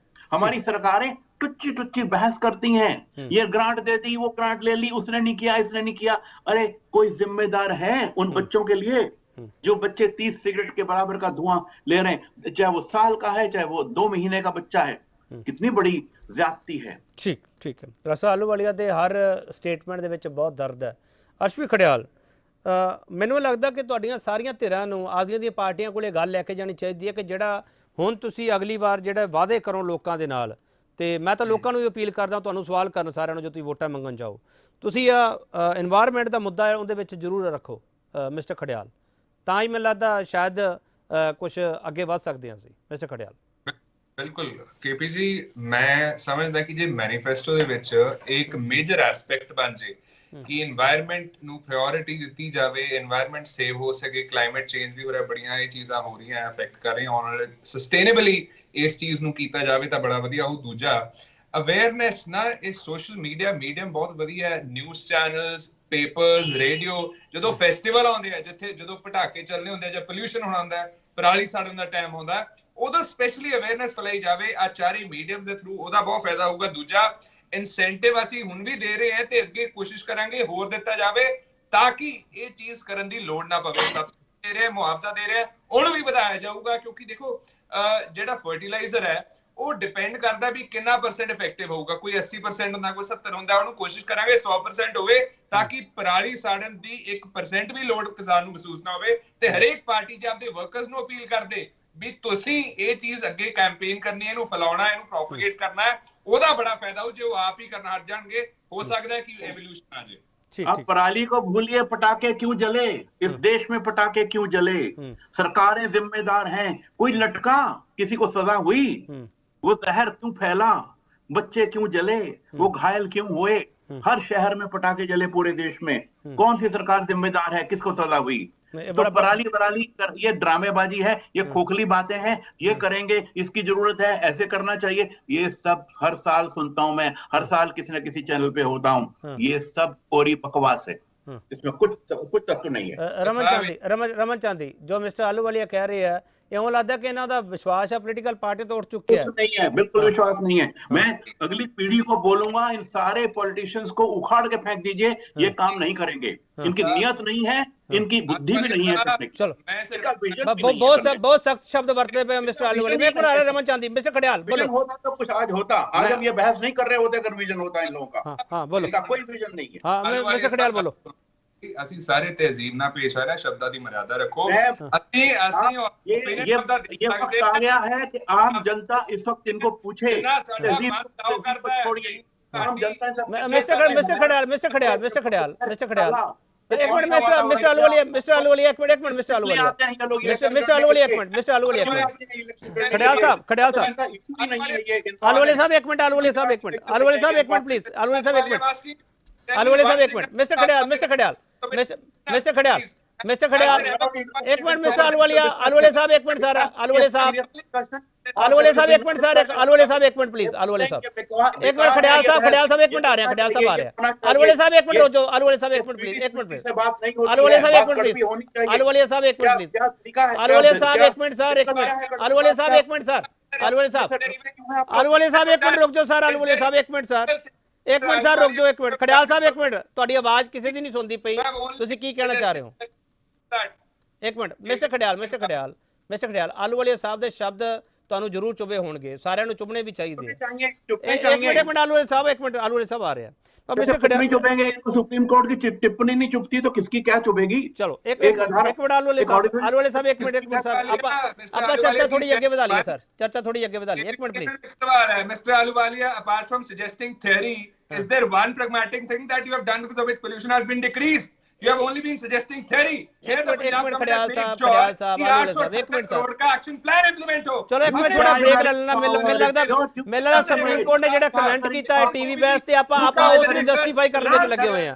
ਪਲੀਜ਼ ਆਪਾਂ ਰੁਕ ਜਾਈਏ ਸਰ, ਪਲੀਜ਼ ਆਪਾਂ ਰੁਕ ਜਾਈਏ, ਇੱਕ ਛੋਟਾ ਬ੍ਰੇਕ ਲਵਾਂਗੇ, ਬ੍ਰੇਕ ਤੋਂ ਬਾਅਦ ਵਾਪਸ ਆਵਾਂਗੇ। ਤੁਹਾਨੂੰ ਕਿਸੇ ਨੂੰ ਕੋਈ ਸਮਝ ਨਹੀਂ ਆਊਗਾ ਜੇ ਇਦਾਂ ਦਾ ਬਹਿਸ ਚੱਲ ਰਹੀ ਹੈ। ਇੱਕ ਥੋੜਾ ਬ੍ਰੇਕ ਲੈ ਰਹੀ ਹੈ ਪੀਸੀਆਰ ਟੀਮ, ਬ੍ਰੇਕ ਲੈ ਰਹੀ ਹੈ, ਬ੍ਰੇਕ ਤੋਂ ਵਾਪਸ ਆਵਾਂਗੇ। ਇਦਾਂ ਨਹੀਂ ਰੁਕਣਾ ਕੰਮ ਇਹ, ਕਿਉਂਕਿ ਇਹ ਜਿਹੜਾ ਪ੍ਰਦੂਸ਼ਣ ਹੈ ਇਸੇ ਤੇ ਕਮੈਂਟ ਕਰ ਰਿਹਾ ਸੁਪਰੀਮ ਕੋਰਟ ਵੀ। ਸੁਪਰੀਮ ਕੋਰਟ ਜੋ ਟਿੱਪਣੀਆਂ ਕਰਦਾ ਤੇ ਅਸੀਂ ਚਾਹੁੰਦੇ ਹਾਂ ਕਿ ਇਹ ਟਿੱਪਣੀਆਂ ਜਿਹੜੀਆਂ ਸਾਨੂੰ ਸੀਰੀਅਸਲੀ ਲੈਣੀਆਂ ਚਾਹੀਦੀਆਂ, ਸਾਨੂੰ ਸੁਣਨੀਆਂ ਚਾਹੀਦੀਆਂ ਤੇ ਇਹਨਾਂ ਨੂੰ ਕੌਣ ਸੁਣ ਰਿਹਾ, ਸਾਡਾ ਸਵਾਲ ਇਹੀ ਹੈ। ਸੁਪਰੀਮ ਕੋਰਟ ਨੇ ਡੰਡਾ ਚੁੱਕਿਆ, ਇਸ ਦਾ ਅਸਰ ਕਿੰਨਾ ਹੋਵੇਗਾ, ਸਵਾਲ ਇਹੀ ਹੈ। ਵਾਪਸ ਆ ਰਿਹਾ ਸਰਕਾਰਾਂ ਤੇ ਸੁਪਰੀਮ ਕੋਰਟ ਦੀਆਂ ਤਲਕ ਟਿੱਪਣੀਆਂ ਤੋਂ ਬਾਅਦ ਕੀ ਬਦਲੇਗਾ? ਸਾਡੇ ਮੀਡੀਆ ਵਿੱਚ ਵੀ ਬਹੁਤ ਕੁਝ ਬਦਲਣ ਦੀ ਜ਼ਰੂਰਤ ਹੈ ਕਿਉਂਕਿ ਜਿਸ ਤਰੀਕੇ ਨਾਲ ਅਸੀਂ ਇਹਨਾਂ ਸਵਾਲਾਂ ਨੂੰ ਚੱਕ ਰਹੇ ਹਾਂ, ਉਹਨਾਂ ਸਵਾਲਾਂ ਦਾ ਜਿਹੜਾ ਮੁਹਾਂਦਰਾ ਹੈਗਾ ਉਹ ਵੀ ਸਾਨੂੰ ਬਦਲਣਾ ਪਵੇਗਾ, ਕਿਉਂਕਿ ਅਸੀਂ ਇਲਜ਼ਾਮ ਤਰਾਸ਼ੀਆਂ ਵਿੱਚ ਪੈ ਰਹੇ ਹਾਂ। ਮਿਸਟਰ ਰਮਨ ਚਾਂਦੀ ਬੋਲੋ। ਕੇਪੀ ਜੀ, ਮੈਂ ਆਲੂਵਾਲੀਆ ਜੀ ਦੀ ਗੱਲਾਂ ਸੁਣ ਕੇ ਮੈਂ ਇੱਕ ਦੋ ਜਵਾਬ ਦੇਣਾ ਚਾਹੁੰਦਾ ਕਿ ਸਰਕਾਰਾਂ ਕਿਉਂ ਜ਼ਿੰਮੇਵਾਰ ਨੇ। ਮੈਂ ਇੱਥੇ ਬਲੇਮਬਾਜ਼ੀ ਨਹੀਂ ਲਾਉਣਾ ਚਾਹੁੰਦਾ, ਜਿਸ ਤਰ੍ਹਾਂ ਖੜਿਆਲ ਸਾਹਿਬ ਨੇ ਅਰਵਿੰਦ ਜੀ ਤੇ ਬਲੇਮਬਾਜ਼ੀ ਲਾਈ ਆ ਵੀ ਐਡ ਦੇ ਵਿੱਚ ਕਰਤੇ। ਇਹ ਸਾਰੀਆਂ ਵਿਰੋਧੀ ਧਿਰਾਂ ਨੂੰ ਨਿੰਦਣ ਵਾਲੀਆਂ ਗੱਲਾਂ ਨੇ। ਫੋਰ ਐਗਜ਼ਾਮਪਲ ਮੈਂ ਇਸੇ ਦੀਵਾਲੀ ਦੀ ਦੇ ਦੇਣਾ ਕਿ ਪੰਜਾਬ ਸਰਕਾਰ ਨੇ ਸਭ ਤੋਂ ਪਹਿਲਾਂ ਤਾਂ ਐਲਾਨ ਕੀਤਾ ਕਿ ਗ੍ਰੀਨ ਦੀਵਾਲੀ ਮਨਾਈ ਜਾਏਗੀ, ਕਿ ਪਟਾਕੇ ਦੂਸਰੇ ਨਹੀਂ ਚੱਲਣਗੇ। ਉਸ ਤੋਂ ਬਾਅਦ ਇਹਨਾਂ ਦੇ ਨੁਮਾਇੰਦਿਆਂ ਨੇ, ਕਿਉਂਕਿ ਲੋਕ ਇਹ ਚੀਜ਼ ਇਹਨਾਂ ਨੇ ਐਟ ਦੀ ਸਪੋਰਟ ਐਲਾਨ ਕੀਤਾ ਸੀ। ਰਮਨ ਚਾਂਦੀ ਇਹ ਇਲਜ਼ਾਮ ਤਰਾਸ਼ੀ ਨਹੀਂ ਹੈ। ਇੱਕ ਮਿੰਟ ਰਮਨ ਚਾਂਦੀ ਇਲਜ਼ਾਮ ਤਰਾਸ਼ੀ ਨਹੀਂ ਹੈ। ਇੱਕ ਮਿੰਟ ਸਰ ਰਮਨ ਚਾਂਦੀ ਇੱਕ ਮਿੰਟ ਸਰ, ਆਪਾਂ ਸਰ ਡਿਬੇਟ ਨੂੰ ਬਣਾ ਕੇ ਰਹੇ ਹਾਂ ਸਾਰੇ ਲੋਕ, ਪਲੀਜ਼ मेरी रिक्वेस्ट है सर, एक मिनट सर सुन लो, एक मिनट सर सुन लो, रमन चांदी सुन लो सर, रमन चांदी सुन लो सर, मैं ਤੁਹਾਨੂੰ ਸਵਾਲ ਕਰ ਰਿਹਾ ਸਰ ਰਮਨ ਚਾਂਦੀ, ਛੱਡੋ ਤੁਸੀਂ ਪੋਲੀਟੀਕਲ ਬਲੇਮਬਾਜ਼ੀਆਂ ਨੂੰ, ਮੈਂ ਬਹੁਤ ਸੁਣਦਾ ਸਰ ਰੋਜ਼ ਇਹ। ਰਮਨ ਚਾਂਦੀ ਮੈਨੂੰ ਦੱਸੋ ਤੁਸੀਂ ਜਿਹੜਾ commission for air quality management ਹੈ, ਤੁਸੀਂ ਉਹਦੀਆਂ ਕਿੰਨੀਆਂ ਪਾਲਿਸੀਜ਼ ਮੰਨੀਆਂ, ਕਿ ਕਿਵੇਂ ਜਸਟੀਫਾਈ ਕਰੋਗੇ ਤੁਸੀਂ ਦਿੱਲੀ ਦੇ ਵਿੱਚ? ਜਵਾਬ ਦਿਓ ਮੈਨੂੰ ਸਰ। देखो जस्टिफाई तो सरकारां नहीं करना होंदा, दिल्ली दी सरकार जो कुछ भी कर रही है, पर मैं इन्ना ये ब्लेमबाजी भी तुसी कह देने मैं इन्ना सरकारां को बद की कर रही है, जो कुछ केजरीवाल जी कर रहे हैं कोशिश तो कीती, इन्ना सरकारां ने की कीता, सेंटर दी सरकार ने आज तक देश दे एनवायरनमेंट ਨੂੰ ਲੈ ਕੇ ਕੀ ਕੀਤਾ? ਰਮਨ ਚਾਂਦੀ ਜੀ ਮੇਰਾ ਸਵਾਲ ਤੁਹਾਨੂੰ ਇਸ ਕਰਕੇ ਹੈ ਰਮਨ ਚਾਂਦੀ, ਤੁਹਾਡੀ ਸਰਕਾਰ ਤੋਂ ਬਹੁਤ ਆਸ ਹੈ ਲੋਕਾਂ ਨੂੰ, ਤੁਸੀਂ ਸਿਰਫ ਬਿਜਲੀ ਪਾਣੀ ਦੀ ਗੱਲ ਕਰਦੇ ਹੋ, ਫ੍ਰੀ ਦੇਤੀ ਸਾਰੇ, ਇਸ ਤੋਂ ਅੱਗੇ ਹੀ ਵਧੋ ਨਾ, एनवायरमेंट की गल करो सारे, बहुत बड़ा मुद्दा है रमन चांदी जी। देखो पंजाब च केजरीवाल जी आए पराली ली, मैं दोष नहीं लाऊंगा किसानां ते, पराली चाहे 4% है, लेकिन उसका सोल्यूशन लेके भी आम आदमी पार्टी आई है कि विदाउट पराली नूं जलाए असीं इहनूं सोल्यूशन नूं असीं इहनूं अपने रमन चांदी जी तुसीं ये मानदे हो? रमन चांदी जी, रमन चांदी जी एक मिनट तालीवाल साहब आ रहे हैं, रमन चांदी तालीवाल साहब आ रहे हैं, तालीवाल साहब आ रहे हैं सर, एक मिनट रुक जाओ। रमन चांदी जी ਤੁਸੀਂ ਇਹ ਮੰਨਦੇ ਹੋ ਕਿ ਹੋਰ ਚੀਜ਼ਾਂ ਉਹਨੂੰ ਦਰੁਸਤ ਕਰਨ ਦੀ ਜ਼ਰੂਰਤ ਹੈਗੀ ਹੈ? ਜੇ ਉੱਥੇ ਕੰਸਟਰਕਸ਼ਨ ਚੱਲਦੀ ਪਈ ਹੈ, ਉੱਥੇ ਜਿਹੜੀਆਂ ਗੱਡੀਆਂ ਚੱਲਦੀਆਂ ਪਈਆਂ ਉਹਨੂੰ ਇਲੈਕਟ੍ਰਿਕ ਵਿੱਚ ਕਿਵੇਂ ਕੀਤਾ ਜਾਵੇ, ਉਹਨੂੰ CNG ਵਿੱਚ ਕਿਵੇਂ ਕੀਤਾ ਜਾਵੇ, ਜਿਹੜੇ ਸੁਝਾਅ ਮਿਸਟਰ ਆਲੂ ਵਾਲੇ ਦਿੱਤੇ ਆ, ਇਹਨਾਂ ਬਾਬਤ ਕੋਈ ਕੰਮ ਕਰ ਰਹੇ ਹੋ ਰਮਨ ਚਾਂਦੀ? देखो ये सारा कुछ दुरुस्त करना पड़ेगा, मैं कल्ले किसानां ते दोष नहीं लाऊंगा, मैं देखो अपने साडे वहीकलां नूं भी दुरुस्त करना पड़ेगा, सब तो वध साडा जो है साडा समाज देश दा जो सिगरटां फूक रहा डेली, ਤੁਸੀਂ ਉਹਦਾ ਦੇਖ ਲਓ ਕਰੋੜਾਂ ਅਰਬਾਂ ਦੀ ਗਿਣਤੀ 'ਚ ਡੇਲੀ ਸਿਗਰਟ ਫੂਕ ਰਹੀ ਹੈ, ਉਹਦਾ ਧੂਆਂ ਦੇਖੋ ਕਿੰਨਾ ਉੱਡਦਾ ਹੋਵੇਗਾ। ਦਿੱਲੀ 'ਚ ਕਰ ਦੋ ਬੈਨ ਰਮਨ ਚਾਂਦੀ। ਮੈਂ ਕੋਸ਼ਿਸ਼ ਕਰੂੰਗਾ ਅਰਵਿੰਦ ਜੀ ਨੂੰ ਲਿਖੂੰਗਾ, ਮੈਂ ਆਪਣੇ ਵੱਲੋਂ ਪੱਤਰ ਕੋਸ਼ਿਸ਼ ਕਰੂੰਗਾ ਕਿ ਜਿਸ ਤਰ੍ਹਾਂ ਆਪਣੇ ਡਰਾਈਵ ਜਿਸ ਤਰ੍ਹਾਂ ਗੁਜਰਾਤ ਡਰਾਈ ਏਰੀਆ ਇਸ ਤਰ੍ਹਾਂ ਕੀਤਾ ਜਾਵੇ ਸਾਰਾ ਕੁਝ। ਚਲੋ ਤਾਲੀਵਾਲ ਸਾਹਿਬ ਕੀ ਹੋਣਾ ਚਾਹੀਦਾ? ਤਾਲੀਵਾਲ ਸਾਹਿਬ ਹਾਲ ਦੱਸੋ, ਤਾਲੀਵਾਲ ਸਾਹਿਬ ਹਾਲ ਦੱਸੋ ਸਰ, ਇਲਜ਼ਾਮਬਾਜ਼ੀਆਂ ਜਨਾਬੋ ਹਾਲ ਦੱਸੋ ਮੈਨੂੰ ਸਰ। ਕੇਪੀ ਮੈਂ ਸਭ ਤੋਂ ਪਹਿਲਾਂ ਤਾਂ ਇਹ ਗੱਲ ਸੁਣ ਰਿਹਾ ਸੀ, ਮੈਂ ਪ੍ਰੈਸ ਸਾਹਿਬ ਦੇ ਦਰਦ ਤੋਂ ਭਲੀ ਭਾਂਤੀ ਵਾਕਿਫ ਹਾਂ, ਔਰ ਜਿਹੜੀ ਉਹਨਾਂ ਨੇ ਗੱਲ ਰੱਖੀ ਹੈ ਮੈਂ ਉਹਨਾਂ ਦਾ ਬੜਾ ਸਤਿਕਾਰ ਕਰਦਾ ਇਸ ਗੱਲ ਤੇ, ਔਰ ਕਿਸੇ ਵੀ এনवायरमेंटलिस्ट ਨੂੰ ਇਹ ਦਰਦ ਹੋਣਾ ਚਾਹੀਦਾ, ਔਰ ਉਹ ਦਰਦ ਸਾਨੂੰ ਵੀ ਸਮਝਣਾ ਚਾਹੀਦਾ। ਜੋ ਵੀ ਉਹਨਾਂ ਨੇ ਸਾਡੇ ਲਈ ਸਖਤ ਸ਼ਬਦ ਵਰਤੇ ਅਸੀਂ ਜ਼ਿੰਮੇਵਾਰ ਹਾਂ, ਔਰ ਵਾਕਈ ਸਹੀ ਗੱਲ ਹੈ, ਜੇ ਅਸੀਂ ਨਹੀਂ ਸੁਧਾਰ ਸਕਦੇ ਸਾਨੂੰ ਬਾਹਰ ਸੱਟ ਦੇਣਾ ਚਾਹੀਦਾ ਜਨਤਾ ਨੂੰ ਫੜ ਕੇ, ਫਿਰ ਸਾਡੀ ਕੋਈ ਜ਼ਿੰਮੇਵਾਰੀ ਨਹੀਂ, ਅਸੀਂ ਕਿਉਂ ਕੰਮ ਕਰਦੇ ਫਿਰਦੇ। ਔਰ ਮੈਂ ਯਾਦ ਦਿਵਾਉਣਾ ਚਾਹੁੰਦਾ ਖੜਿਆਲ ਸਾਹਿਬ ਨੂੰ ਕਿ ਇੱਕ ਜੈਂਤੀ ਟੈਕਸ ਲੱਗਦਾ ਹੁੰਦਾ ਸੀ এনवायरमेंट ਜਿਹੜਾ ਮੰਤਰਾਲਾ ਸੀ ਕੇਂਦਰ ਦਾ, ਉਹਦੇ ਵਿੱਚ ਹੁਣ ਬਦਨਾਮ ਰਿਹਾ ਸਾਡਾ ਜਿਹੜਾ ਮੰਤਰਾਲਾ ਉਹਦੇ ਵਿੱਚ, ਔਰ ਉਹ ਜਿਹੜੀਆਂ ਪਿਛਲੇ 10 ਸਾਲਾਂ ਦਾ ਜਿਹੜਾ ਅਸੀਂ ਇਹ ਅੱਜ ਖਾਮਿਆਜਾ ਭੁਗਤ ਰਹੇ ਹਾਂ, ਉਹ ਦਿੱਲੀ ਵੀ ਭੁਗਤ ਰਿਹਾ, ਸਾਰੇ ਭੁਗਤ ਰਹੇ ਆ। ਜਿਹੜੀ ਆਮ ਆਦਮੀ ਪਾਰਟੀ ਦੀ ਗੱਲ ਹੈ, ਆਮ ਆਦਮੀ ਪਾਰਟੀ ਦੇ ਜਿਹੜਾ ਮੁੱਦਾ ਹੈ ਉਹ ਤਾਂ ਉਹਨਾਂ ਨੇ ਗਾਇਬ ਹੀ ਕਰਤਾ ਮੇਨ, ਕਿ ਜਿਹੜਾ ਕਿਸਾਨਾਂ ਨੂੰ ਇਹਨਾਂ ਨੇ ਇਹਦੇ ਵਿੱਚ ਬਲੇਮ ਕੀਤਾ ਹੈ, ਉਹਦੇ ਲਈ ਇਹ ਮਾਫੀ ਮੰਗਣ, ਕਿਉਂਕਿ ਕਿਸਾਨਾਂ ਦਾ ਕੋਈ ਉਹਦੇ ਵਿੱਚ 4% ਦਾ ਪਤਾ ਲੱਗ ਗਿਆ ਵੀ 4% ਯੋਗਦਾਨ ਹੈ ਦਿੱਲੀ ਦੇ ਪੋਲੀਟੀਕਲ। ਤਾਲੀਵਾਲ ਸਾਹਿਬ ਤੁਸੀਂ ਉਹਨਾਂ ਤੋਂ ਮਾਫੀ ਮੰਗਾ ਲਓ ਸਰ। ਇੱਕ ਮਿੰਟ ਸਰ ਸੁਣ ਤਾਂ ਲਓ ਨਾ, ਉਹ ਤੁਹਾਡੇ ਤੋਂ ਮਾਫੀ ਮੰਗਾ ਲੈਣਗੇ ਸਰ। ਇੱਕ ਮਿੰਟ ਸਰ ਸੁਣ ਤਾਂ ਲਓ ਨਾ, ਸੁਣ ਤਾਂ ਲਓ ਸਰ, ਸੁਣ ਤਾਂ ਲਓ ਨਾ ਸਰ, ਸੁਣ ਤਾਂ ਲਓ ਨਾ ਤਾਲੀਵਾਲ ਸਾਹਿਬ, ਸੁਣ ਲਓ ਨਾ ਤਾਲੀਵਾਲ ਸਾਹਿਬ, ਸੁਣ ਲਓ ਨਾ ਸਰ, ਤਾਲੀਵਾਲ ਸਾਹਿਬ ਸੁਣ ਲਓ ਸਰ, ਸੁਣ ਲਓ ਸਰ, ਸੁਣ ਲਓ ਤਾਲੀਵਾਲ ਸਾਹਿਬ, ਸੁਣ ਲਓ ਸਰ, ਸੁਣ ਲਓ ਸਰ। ਉਹ ਤੁਹਾਡੇ ਤੇ ਇਲਜ਼ਾਮ ਲਾਈ ਜਾਂਦੇ, ਤੁਸੀਂ ਉਹਨਾਂ ਤੇ ਲਾਈ ਜਾਂਦੇ ਹੋ ਸਰ। ਮੈਂ ਦਿੱਲੀ ਬਹੁਤ ਸਾਰੇ, ਇੱਕ ਮਿੰਟ ਤਾਲੀਵਾਲ ਸਾਹਿਬ, ਮੈਂ ਦਿੱਲੀ ਬੋਲ ਰਿਹਾ ਸਰ। ਤਾਲੀਵਾਲ ਸਾਹਿਬ, ਤਾਲੀਵਾਲ ਸਾਹਿਬ, ਤਾਲੀਵਾਲ ਸਾਹਿਬ ਮੈਂ ਉਰੀ ਮਾਫੀ ਮੰਗ ਲੈਣਾ। ਇੱਕ ਮਿੰਟ ਰਮਨ ਚਾਂਦੀ, ਰਮਨ ਚਾਂਦੀ ਇੱਕ ਮਿੰਟ, ਰਮਨ ਚਾਂਦੀ ਇੱਕ ਮਿੰਟ ਪਲੀਜ਼। ਮਾਫੀ ਮੰਗਣਾ ਮਸਲੇ ਹੱਲ ਨਹੀਂ ਹੋਣੇ ਸਰ, ਮਾਫੀ ਨਹੀਂ ਮੰਗੋ ਤੁਸੀਂ, ਕੋਈ ਸਰਕਾਰ ਬਣਾਈ ਹੈ ਉੱਥੇ, ਮਾਫੀ ਮੰਗ ਕੇ ਪਾਸੇ ਹੋ ਜਾਓਗੇ ਤੁਸੀਂ, ਅਸੀਂ ਨਹੀਂ ਪਾਸੇ ਹੋਣ ਦੇਵਾਂਗੇ, ਮਾਫੀ ਮੰਗ ਕੇ ਤੁਹਾਨੂੰ ਪਾਸੇ ਹੋਣ ਦੇਵਾਂਗੇ ਅਸੀਂ। ਤਾਲੀਵਾਲ ਸਾਹਿਬ, ਤਾਲੀਵਾਲ ਸਾਹਿਬ ਇੱਕ ਮਿੰਟ ਸਰ ਸੁਣ ਤਾਂ ਲਓ ਨਾ ਤਾਲੀਵਾਲ ਸਾਹਿਬ, ਆਪਾਂ ਸਵਾਲ ਕਿਉਂ ਨਹੀਂ ਸੁਣਦੇ ਪਏ? ਤਾਲੀਵਾਲ ਸਾਹਿਬ ਮੈਂ ਹੱਲ ਪੁੱਛੇ ਸਰ, ਕੋਈ ਹੱਲ ਹੈਗੇ ਸਰ? ਬਿਲਕੁਲ ਹੈਗੇ ਆ। ਹਾਂ ਦੱਸੋ। ਮੈਂ ਉਸੇ ਗੱਲ ਤੇ ਆਉਣਾ ਚਾਹਣਾ, ਮੈਂ ਕੇਜਰੀਵਾਲ ਸਾਹਿਬ ਦਾ ਭਾਸ਼ਣ ਸੁਣ ਰਿਹਾ ਸੀ ਇਸ ਵਿਸ਼ੇ ਤੇ, ਉਹਨਾਂ ਨੇ ਮੇਰੀ ਗੱਲ ਰੱਖੀ, ਉਹ ਕਹਿੰਦੇ 60,000 ਕਰੋੜ ਦਾ ਸਾਡਾ ਬਜਟ ਹੈ, 2 ਕਰੋੜ ਦੀ ਸਾਡੀ ਆਬਾਦੀ ਹੈ, ਔਰ ਜਿਹੜੀ ਇੰਨੇ ਘੱਟ ਬਜਟ ਦੇ ਵਿੱਚ ਇੰਨੀਆਂ ਜ਼ਿਆਦਾ ਜਿੰਨਾ ਅਸੀਂ ਕਰ ਚੁੱਕੇ ਹਾਂ, ਬਹੁਤ ਜ਼ਿਆਦਾ ਕਰ ਚੁੱਕੇ ਹਾਂ, ਇਸ ਤੋਂ ਜ਼ਿਆਦਾ ਨਹੀਂ ਕੁਝ ਹੋ ਸਕਦਾ। ਤਾਂ ਮੈਨੂੰ ਉਹਦੇ ਵਿੱਚ ਲੱਗਿਆ, ਮੈਂ ਤੁਹਾਡੇ ਦਰਸ਼ਕਾਂ ਨੂੰ ਜ਼ਰੂਰ ਇਹ ਗੱਲ ਕਰਨੀ ਚਾਹੁੰਦਾ, ਜਿਹੜੀ ਪਿਛਲੇ ਦਿਨਾਂ ਤੋਂ ਆਮ ਆਦਮੀ ਪਾਰਟੀ ਚੱਕੀ ਫਿਰਦੀ ਹੈ ਨਾ ਕਿ ਅਸੀਂ ਤਾਂ ਜਿਹੜੀ ਇਨਵੈਸਟਮੈਂਟ ਨਹੀਂ ਆਉਣ ਦੇਣੀ, ਅਸੀਂ ਤਾਂ ਆਪਦੇ ਸਰੋਤ ਵਧਾਉਣੇ ਆ, ਇਧਰੋਂ ਖਰਚਾ ਘਟਾ ਲਿਆ, ਇਧਰੋਂ ਘਟਾ ਲਿਆ, ਉਹਦੇ ਨਾਲ ਗੱਲ ਨਹੀਂ ਬਣਨੀ। ਸਾਨੂੰ ਦਿੱਲੀ ਸਾਡੀ ਕੈਪੀਟਲ ਹੈ, ਸਾਰੇ ਵਰਲਡ ਦੀ ਇਨਵੈਸਟਮੈਂਟ ਲਿਆਉਣੀ ਪੈਣੀ ਹੈ, ਪਰ এনवायरमेंट ਨੂੰ ਸੇਵ ਕਰਕੇ ਉਸ ਤਰ੍ਹਾਂ ਦੀ ਇਨਵੈਸਟਮੈਂਟ ਲਿਆਉਣੀ ਪੈਣੀ ਹੈ। ਸੋਲਰ એનર્ਜੀ ਦੇ ਵਿੱਚ ਲਿਆਉਣੀ ਪੈਣੀ ਹੈ, ਸਾਰੀਆਂ ਬਿਲਡਿੰਗਾਂ ਸੋਲਰ એનર્ਜੀ ਦੇ ਥੱਲੇ ਆਉਣ, ਗ੍ਰੀਨ એનર્ਜੀ ਦੇ ਥੱਲੇ ਆਉਣ, ਸਾਡਾ ਉੱਥੇ ਕੋਈ ਵੀ ਕੋਲੇ ਵਾਲੀ ਚੀਜ਼ ਹੋਵੇ ਨਾ, ਉਹ ਇਨਵੈਸਟਮੈਂਟ ਨਾ ਹੋਊਗਾ, ਪ੍ਰਾਈਵੇਟ ਇਨਵੈਸਟਮੈਂਟ ਵੀ ਆਵੇ, ਉੱਥੇ ਨਿਵੇਸ਼ ਹੋਵੇ, ਤਾਂ ਉਹਨੂੰ ਅਸੀਂ ਦਰਵਾਜ਼ੇ ਬੰਦ ਕਰਕੇ ਕਿੰਨਾ ਚਿਰ ਬੈਠੇ ਰਵਾਂਗੇ, ਉਹਨੂੰ ਗੈਸ ਚੈਂਬਰ ਬਣਾਈ ਚੱਲਾਂਗੇ। ਚਲੋ ਮੈਂ ਮਿਸਟਰ ਖੜਿਆਲ, ਹਾਂ ਲਾਸਟ ਕਮੈਂਟ ਤੁਹਾਡਾ ਲੈਣਾ ਚਾਹੁੰਦਾ ਮਿਸਟਰ ਖੜਿਆਲ, ਉਸ ਤੋਂ ਬਾਅਦ ਮੈਂ ਆਲੂ ਵਾਲੇ ਸਾਹਿਬ ਕੋਲ ਜਾਊਂਗਾ। ਮਿਸਟਰ ਖੜਿਆਲ ਜੀ, ਗਲਾਸਗੋ ਦੇ ਵਿੱਚ ਵੀ ਹੁਣ ਐਡਾ ਵੱਡਾ ਉੱਥੇ ਸੰਮੇਲਨ ਹੋਇਆ, ਸਾਰੀਆਂ ਧਿਰਾਂ ਉੱਥੇ ਗਈਆਂ, ਸਾਰਿਆਂ ਨੇ ਆਪਦੇ ਦੇ ਪਲਾਨ ਦੱਸੇ ਹੈ ਕਿ ਇਹ ਇਕੱਲਾ ਦੇਸ਼ ਦਾ ਵਿਸ਼ਾ ਨਹੀਂ ਹੈਗਾ, ਵਿਦੇਸ਼ਾਂ ਵਿੱਚ ਵੀ ਪੂਰੇ ਦੁਨੀਆ ਦਾ ਵਿਸ਼ਾ ਹੈਗਾ।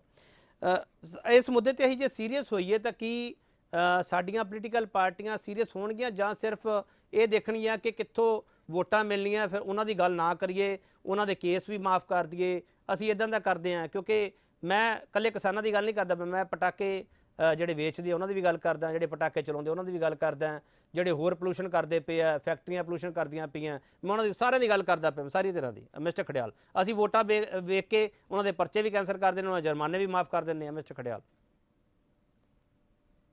ਜੀ ਦੇਖੋ, ਪਹਿਲੀ ਗੱਲ ਤਾਂ ਇਹ ਹੈ ਕਿ ਦੋਵੇਂ ਕੈਰਟ ਐਂਡ ਸਟਿਕ ਪਾਲਿਸੀ ਕਹਿੰਦੇ ਇਹਨੂੰ, ਇਨਸੈਂਟੀਵਾਈਜ਼ ਵੀ ਕਰਨਾ ਚਾਹੀਦਾ। ਫॉर ਐਗਜ਼ਾਮਪਲ ਜਿਹੜੀਆਂ ਕ੍ਰੈਕਰ ਮੇਕਿੰਗ ਫੈਕਟਰੀਜ਼ ਹੈ, ਜਿਹੜੀਆਂ ਪਟਾਕੇ ਬਣਾਉਂਦੀਆਂ, ਉਹ ਤੇ ਹੈਵੀ ਟੈਕਸ ਲਾਇਆ ਜਾਵੇ ਸੈਂਟਰ ਗਵਰਨਮੈਂਟ ਵੱਲੋਂ, ਜੇ ਸਟੇਟ ਦੇ ਵਿੱਚ ਹੈ ਸਟੇਟ ਗਵਰਨਮੈਂਟ ਵੱਲੋਂ, ਤਾਂ ਕਿ ਉਹ ਘੱਟ ਤੋਂ ਘੱਟ ਕ੍ਰੈਕਰਸ ਪਟਾਕੇ ਨੂੰ ਪ੍ਰੋਡਿਊਸ ਕਰਨ, ਮੈਨੂਫੈਕਚਰ ਕਰਨ। ਦੂਜਾ, ਜਿਹੜੇ ਉਸ ਬਿਜ਼ਨਸ ਨੂੰ ਛੱਡ ਕੇ ਦੂਜੇ ਬਿਜ਼ਨਸ ਜਾਣਾ ਚਾਹੁੰਦੇ ਆ, ਉਹਨਾਂ ਨੂੰ ਇਨਸੈਂਟੀਵਾਈਜ਼ ਕੀਤਾ ਜਾਵੇ, ਭਾਵੇਂ ਸਟਾਰਟਅਪ ਹੈ, ਐਮਐਸਐਮਈ, ਕਿਸੇ ਵੀ ਤਰ੍ਹਾਂ ਦਾ, ਤਾਂ ਕਿ এনवायरमेंट ਨੂੰ ਪੁਸ਼ ਮਿਲ ਸਕੇ। ਦੂਜਾ, ਸੁਪਰੀਮ ਕੋਰਟ ਨੇ ਹੁਣ 3-4 ਘੰਟੇ ਪਹਿਲਾਂ ਹੀ ਕਿਹਾ ਵੀ ਸੈਂਟਰ ਨੂੰ ਇਹਨਾਂ ਨੇ ਆਪਣਾ ਕਿਹਾ ਕਿ ਤੁਸੀਂ ਇਹ ਕਰੋ ਕਿ ਜਿਹੜੇ ਆਪਦੇ ਤੁਹਾਡੇ ਸੈਂਟਰਲ ਗਵਰਨਮੈਂਟ ਦੇ ਅਫੀਸ਼ੀਅਲਸ ਹੈ, ਉਹਨਾਂ ਨੂੰ ਕੋ ਜ਼ਿਆਦਾ ਤੋਂ ਜ਼ਿਆਦਾ ਪਬਲਿਕ ਟਰਾਂਸਪੋਰਟ ਯੂਜ਼ ਕਰਨ, ਜ਼ਿਆਦਾ ਤੋਂ ਜੇ 100 ਬੰਦੇ ਦੀ ਰਿਕੁਆਇਰਮੈਂਟ ਹੈ, 50 ਬੰਦਿਆਂ 'ਚ ਕੰਮ ਚਲਾਓ ਤੁਸੀਂ, ਤਾਂ ਕਿ ਜਿਹੜਾ ਹਿੰਦੁਸਤਾਨ ਦਾ এনवायरमेंट ਹੈ ਉਹਨੂੰ ਆਪਾਂ ਸਸਟੇਨ ਕਰ ਸਕੀਏ।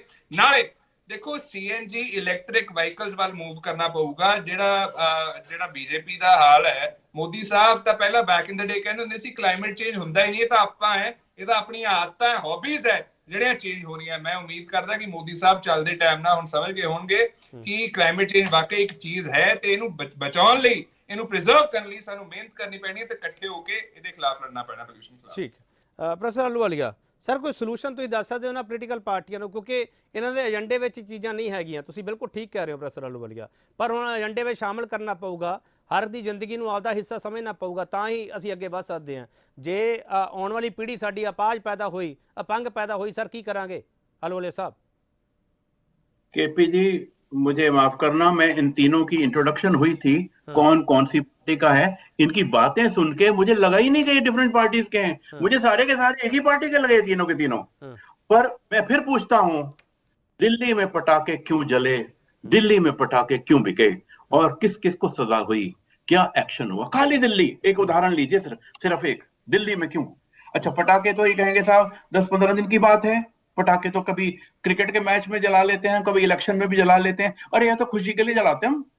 दिल्ली में पत्ते क्यों फूकते हैं, दिल्ली में पेड़ क्यों कटते हैं, पत्ते हर रोज फूकते हैं, टायर जलते हैं, ट्यूबें जलती हैं, वो वाला पोल्यूशन। आप कहते हो इलेक्ट्रिक व्हीकल से सॉल्यूशन निकल आएगा? अगर दिल्ली की पावर कोयले से निकलेगी तो वहीं के वहीं हम पावर कोयले वाले यूज करिए और इलेक्ट्रिकल व्हीकल चलाइए, कुछ नहीं फर्क पड़ने वाला। और एक बात याद रखिएगा, खाली उससे पोल्यूशन नहीं होता है, जब टायर चलता है, ब्रेक लगती है, रोड का भी मटेरियल हवा में जाता है, टायर का भी मटेरियल हवा में जाता है, और वो बहुत बड़ी मात्रा होती है जो कॉन्स्टेंटली 24 घंटे जाता है। तो पोल्यूशन के तरीके हैं 1000, एक ही सॉल्यूशन है, दिल में शक्ति हो और वोटर का डंडा हो, और एजुकेशन को थोड़ा ठोस बना दीजिए।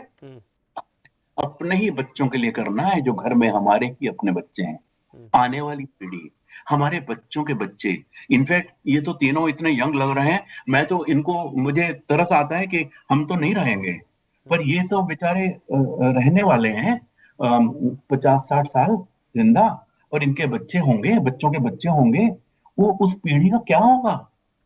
क्या वो लंग कैंसर से पीड़ित रहेंगे? क्या जिंदगी होगी?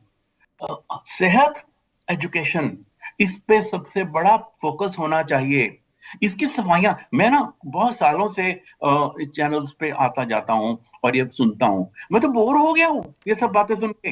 ये होना चाहिए जी, इसका वो होना चाहिए। अरे 75वां साल आजादी का मना रहे हैं हम लोग। 75 साल में हम इतनी जागरूकता नहीं आई कि एनवायरमेंट का हमने जुगाड़ कैसे करना है। हमें हर चीज का जुगाड़ आता है। हम अगर जुगाड़ पे आ जाएं तो हम तो मेरे ख्याल से नंबर 1 है। अगर कोई नोबेल प्राइज होता है जुगाड़ के लिए तो हिंदुस्तान को मिल जाता। एनवायरमेंट जुगाड़ भी कर लो भाइयों। ये सब कुछ सारी की सारी राजनीति जिस दिन आप डिक्लेयर कर दीजिए कि हमारी पूरी की पूरी इलेक्शन की मुहिम इस साल पर्यावरण पे है, पर्यावरण की एजुकेशन, पर्यावरण की रिसर्च और पर्यावरण की ही मटेरियल रिसर्च, उस पे करना है सारा का सारा। हमने पेड़ नहीं कटने देने, हमने पेड़ लगाने। पेड़ किसी भी बहाने से कट रहे हमने नहीं कटने देने, हमने लिपट जाना है पेड़ों के आसपास। पेड़ बचाओगे, पत्ते जलने से रोकोगे और पढ़ाओगे, अपने ही बच्चों को कहोगे देखो बच्चों हमें एक बड़ी गंदी आदत पड़ी हुई है। हम बच्चे अपने बाप अगर शराबी हो या सिगरेटिया हो तो उसको रोकते हैं ना बच्चे, पापा ये नहीं करना। तो बच्चे जब रोकेंगे ना, हर परिवार में रोकेंगे पेरेंट्स को और ग्रैंड पेरेंट्स को, तो अपने आप सुधर जाएगा। बच्चे ही सुधारेंगे, इन सारों को बच्चे ही सुधारेंगे। मैं इनके बच्चों को इनके माध्यम से अपील करता हूं कि घर जाके जरूर उनको कहें कि आज एक प्रोफेसर आया था रिटायर्ड, काफी बुढ़ा है, ज्यादा देर रहने वाला नहीं है, पर बोल गया एक बात, अपने बच्चों को समझा देना भाई हमें सीधे कर दो, हम अपने आप तो नहीं हो पा रहे हैं। हमारी राजनीतिक मजबूरियां हैं या हमारे आकाओं की मजबूरियां हैं या उनको इतनी समझ ही नहीं है कि वो पर्यावरण पे मुद्दा दें। तो ये पीढ़ी जो बैठी है आज, इन 3 नौजवानों की, बड़े स्मार्ट हैंडसम लोग हैं और पढ़े लिखे लग रहे हैं, इन्हीं की यही पीढ़ी है। मैं आई डोंट केयर ये कौन सी स्टेट से हैं, कौन सी पार्टी से हैं, मुझे तीनों एक ही लग रहे हैं। ये पीढ़ी है वो जिससे मैं उम्मीद रखता हूँ, ये पीढ़ी है वो जिसको सलाम करता हूँ, जिसको मैं हाथ जोड़ के विनती करता हूँ कि भूल जाइए राजनीति को, जीवन पर फोकस करिए। जिंदगी मौत का मुद्दा है, आपके अपने बच्चों का मुद्दा है, आपके अपने माँ बाप की जिंदगी का मुद्दा है, आपकी अपनी जिंदगी का मुद्दा है। चलो बहुत बहुत धन्यवाद प्रोफेसर आलूवालिया। मैं ਤੁਹਾਨੂੰ ਰੋਕਣਾ ਨਹੀਂ ਚਾਹੁੰਦਾ ਸੀਗਾ ਪਰ ਸਮਾਂ ਇਜਾਜ਼ਤ ਨਹੀਂ ਦੇ ਰਿਹਾਗਾ, ਪਰ ਇਹ ਸਮਾਂ ਅਸੀਂ ਭੁੱਲ ਗਏ ਤਾਂ ਸ਼ਾਇਦ ਸਾਡੀ ਜ਼ਿੰਦਗੀ ਹੈ ਜਿਹੜੀ ਉਹ ਮੌਤ ਵਿੱਚ ਤਬਦੀਲ ਹੋ ਜਾਊਗੀ। ਬਹੁਤ ਧੰਨਵਾਦ ਪ੍ਰੋਫੈਸਰ ਆਲੂਵਾਲੀਆ। ਮਿਸਟਰ ਧਾਲੀਵਾਲ ਤੁਹਾਡਾ ਬਹੁਤ ਧੰਨਵਾਦ, ਮਿਸਟਰ ਖੜਿਆਲ ਤੁਹਾਡਾ ਬਹੁਤ ਧੰਨਵਾਦ, ਮਿਸਟਰ ਚਾਂਦੀ ਤੁਹਾਡਾ ਬਹੁਤ ਧੰਨਵਾਦ। ਮੈਂ ਉਮੀਦ ਕਰਦਾ ਕਿ ਪ੍ਰੋਫੈਸਰ ਆਲੂਵਾਲੀਆ ਨੇ ਜੋ ਕਿਹਾ ਤੁਸੀਂ ਆਪਦੇ ਘਰੇ ਵੀ ਜਾ ਕੇ ਕਹੋਗੇ ਤੇ ਆਪਦੀਆਂ ਪਾਰਟੀਆਂ ਵਿੱਚ ਜਾ ਕੇ ਵੀ ਕਹੋਗੇ। ਪ੍ਰਦੂਸ਼ਣ, ਪੋਲਿਟਿਕਸ ਤੇ ਪਲਾਨਿੰਗ, ਅਸੀਂ ਇਹ ਸਵਾਲ ਕੀਤਾ ਸੀ। ਇਸ ਸਵਾਲ ਦੇ ਵਿਚਾਲੇ 3-4 ਸ਼ਬਦ ਆ ਜਿਹੜੇ ਮੈਨੂੰ ਮਿਲੇ ਆ ਇਸ ਡਿਬੇਟ ਦੇ ਵਿੱਚ, ਉਹ ਤੁਹਾਡੇ ਸਾਹਮਣੇ ਰੱਖ ਰਿਹਾ। ਇੱਕ ਤਾਂ ਇਨਵਾਇਰਮੈਂਟ ਸ਼ਬਦ ਹੈ ਜਿਹੜਾ ਸਾਡੇ ਕੋਲ ਪਿਆ, ਇੱਕ ਇਲੈਕਸ਼ਨ ਸ਼ਬਦ ਸਾਡੇ ਕੋਲ ਆ ਗਿਆ, ਇੱਕ ਐਜੂਕੇਸ਼ਨ ਹੈ ਜਿਹੜਾ ਸ਼ਬਦ ਸਾਡੇ ਕੋਲ ਆਇਆ। ਇਹ 3 ਸ਼ਬਦ ਆ ਜਿਹੜੇ ਉਹ ਪ੍ਰੋਫੈਸਰ ਆਲੂਵਾਲੀਆ ਵਾਰ-ਵਾਰ ਇਹਨਾਂ 'ਤੇ ਸਾਨੂੰ ਕੇਂਦਰਿਤ ਕਰਨ ਦੀ ਕੋਸ਼ਿਸ਼ ਕਰਦੇ ਪਏ ਆ ਕਿ ਇਹ ਸਾਰੇ ਸ਼ਬਦ ਆ ਜਿਹੜੇ ਉਹਨਾਂ 'ਤੇ ਸਾਨੂੰ ਗੌਰ ਕਰਨਾ ਪਵੇਗਾ। ਇਲੈਕਸ਼ਨ ਦੇ ਵਿੱਚ ਏਜੰਡਾ ਬਣਾਉਣਾ ਪਊਗਾ, ਇਨਵਾਇਰਮੈਂਟ ਨੂੰ ਐਜੂਕੇਸ਼ਨ ਦੇਣੀ ਪਊਗੀ, ਤਾਂ ਹੀ ਸੁਪਰੀਮ ਕੋਰਟ ਦੇ ਡੰਡੇ ਦਾ ਅਸਰ ਹੋਊਗਾ। ਪਰ ਜੇ ਅਸੀਂ ਆਪ ਨਹੀਂ ਸੁਧਰਨਾ ਫਿਰ ਸੁਪਰੀਮ ਕੋਰਟ ਦੀਆਂ ਟਿੱਪਣੀਆਂ ਜਿਹੜੀਆਂ ਉਹਨਾਂ ਨਾਲ ਵੀ ਹੱਲ ਨਹੀਂ ਨਿਕਲਣਾ। ਪ੍ਰੋਫੈਸਰ ਆਲੂਵਾਲੀਆ ਇਹ ਵੀ ਕਹਿ ਰਿਹਾ ਅਤੇ ਸਾਨੂੰ ਆਪਦੇ ਆਪ 'ਤੇ ਆਪ ਲਗਾਮ ਕੱਸਣੀ ਪਊਗੀ ਕਿ ਅਸੀਂ ਪਟਾਕੇ ਚਲਾਉਣੇ ਆ, ਅਸੀਂ ਗੱਡੀਆਂ ਨਾਲ ਪੋਲੂਸ਼ਨ ਕਰਨਾ, ਅਸੀਂ ਏਸੀ ਨਾਲ ਪੋਲੂਸ਼ਨ ਕਰਨਾ, ਅਸੀਂ ਬਿਜਲੀ ਕਿਵੇਂ ਪੈਦਾ ਕਰਦੇ ਆ ਸਰਕਾਰਾਂ ਉਹਨਾਂ ਨਾਲ ਕਿਵੇਂ ਪੋਲੂਸ਼ਨ ਕਰਨਾ, ਟਾਇਰ ਕਿਉਂ ਸਾੜਨੇ ਆ ਅਸੀਂ, ਇਹ ਸਾਰੀਆਂ ਚੀਜ਼ਾਂ ਦਾ ਧਿਆਨ ਸਾਨੂੰ ਖੁਦ ਰੱਖਣਾ ਪਵੇਗਾ। ਹੁਣ ਤਾਂ ਸਿਰਫ 에ਅਰ ਪੋਲੂਸ਼ਨ ਦੀ ਗੱਲ ਹੋ ਰਹੀ ਹੈ, ਸਾਊਂਡ ਪੋਲੂਸ਼ਨ, ਹੋਰ ਪੋਲੂਸ਼ਨ ਕਿੰਨੇ ਹੈਗੇ ਆ ਅਤੇ ਉਹ ਸਾਨੂੰ ਬਿਮਾਰੀਆਂ ਦੇ ਰਹੇ ਹੈਗੇ ਆ। ਸਾਡੀ ਅਗਲੀ ਪੀੜ੍ਹੀ ਹੈ ਜਿਹੜੀ ਉਹ ਕਿਸ ਤਰੀਕੇ ਦੀ ਆਵੇ ਇਹ ਸਾਡੇ ਹੱਥ ਹੈ, ਅਤੇ ਜੇ ਅੱਜ ਇਹ ਸਮਾਂ ਹੱਥੋਂ ਗਵਾ ਲਿਆ ਫਿਰ ਸਮਾਂ ਹੱਥ ਨਹੀਂ ਆਉਣਾ। ਬਹੁਤ ਧੰਨਵਾਦ।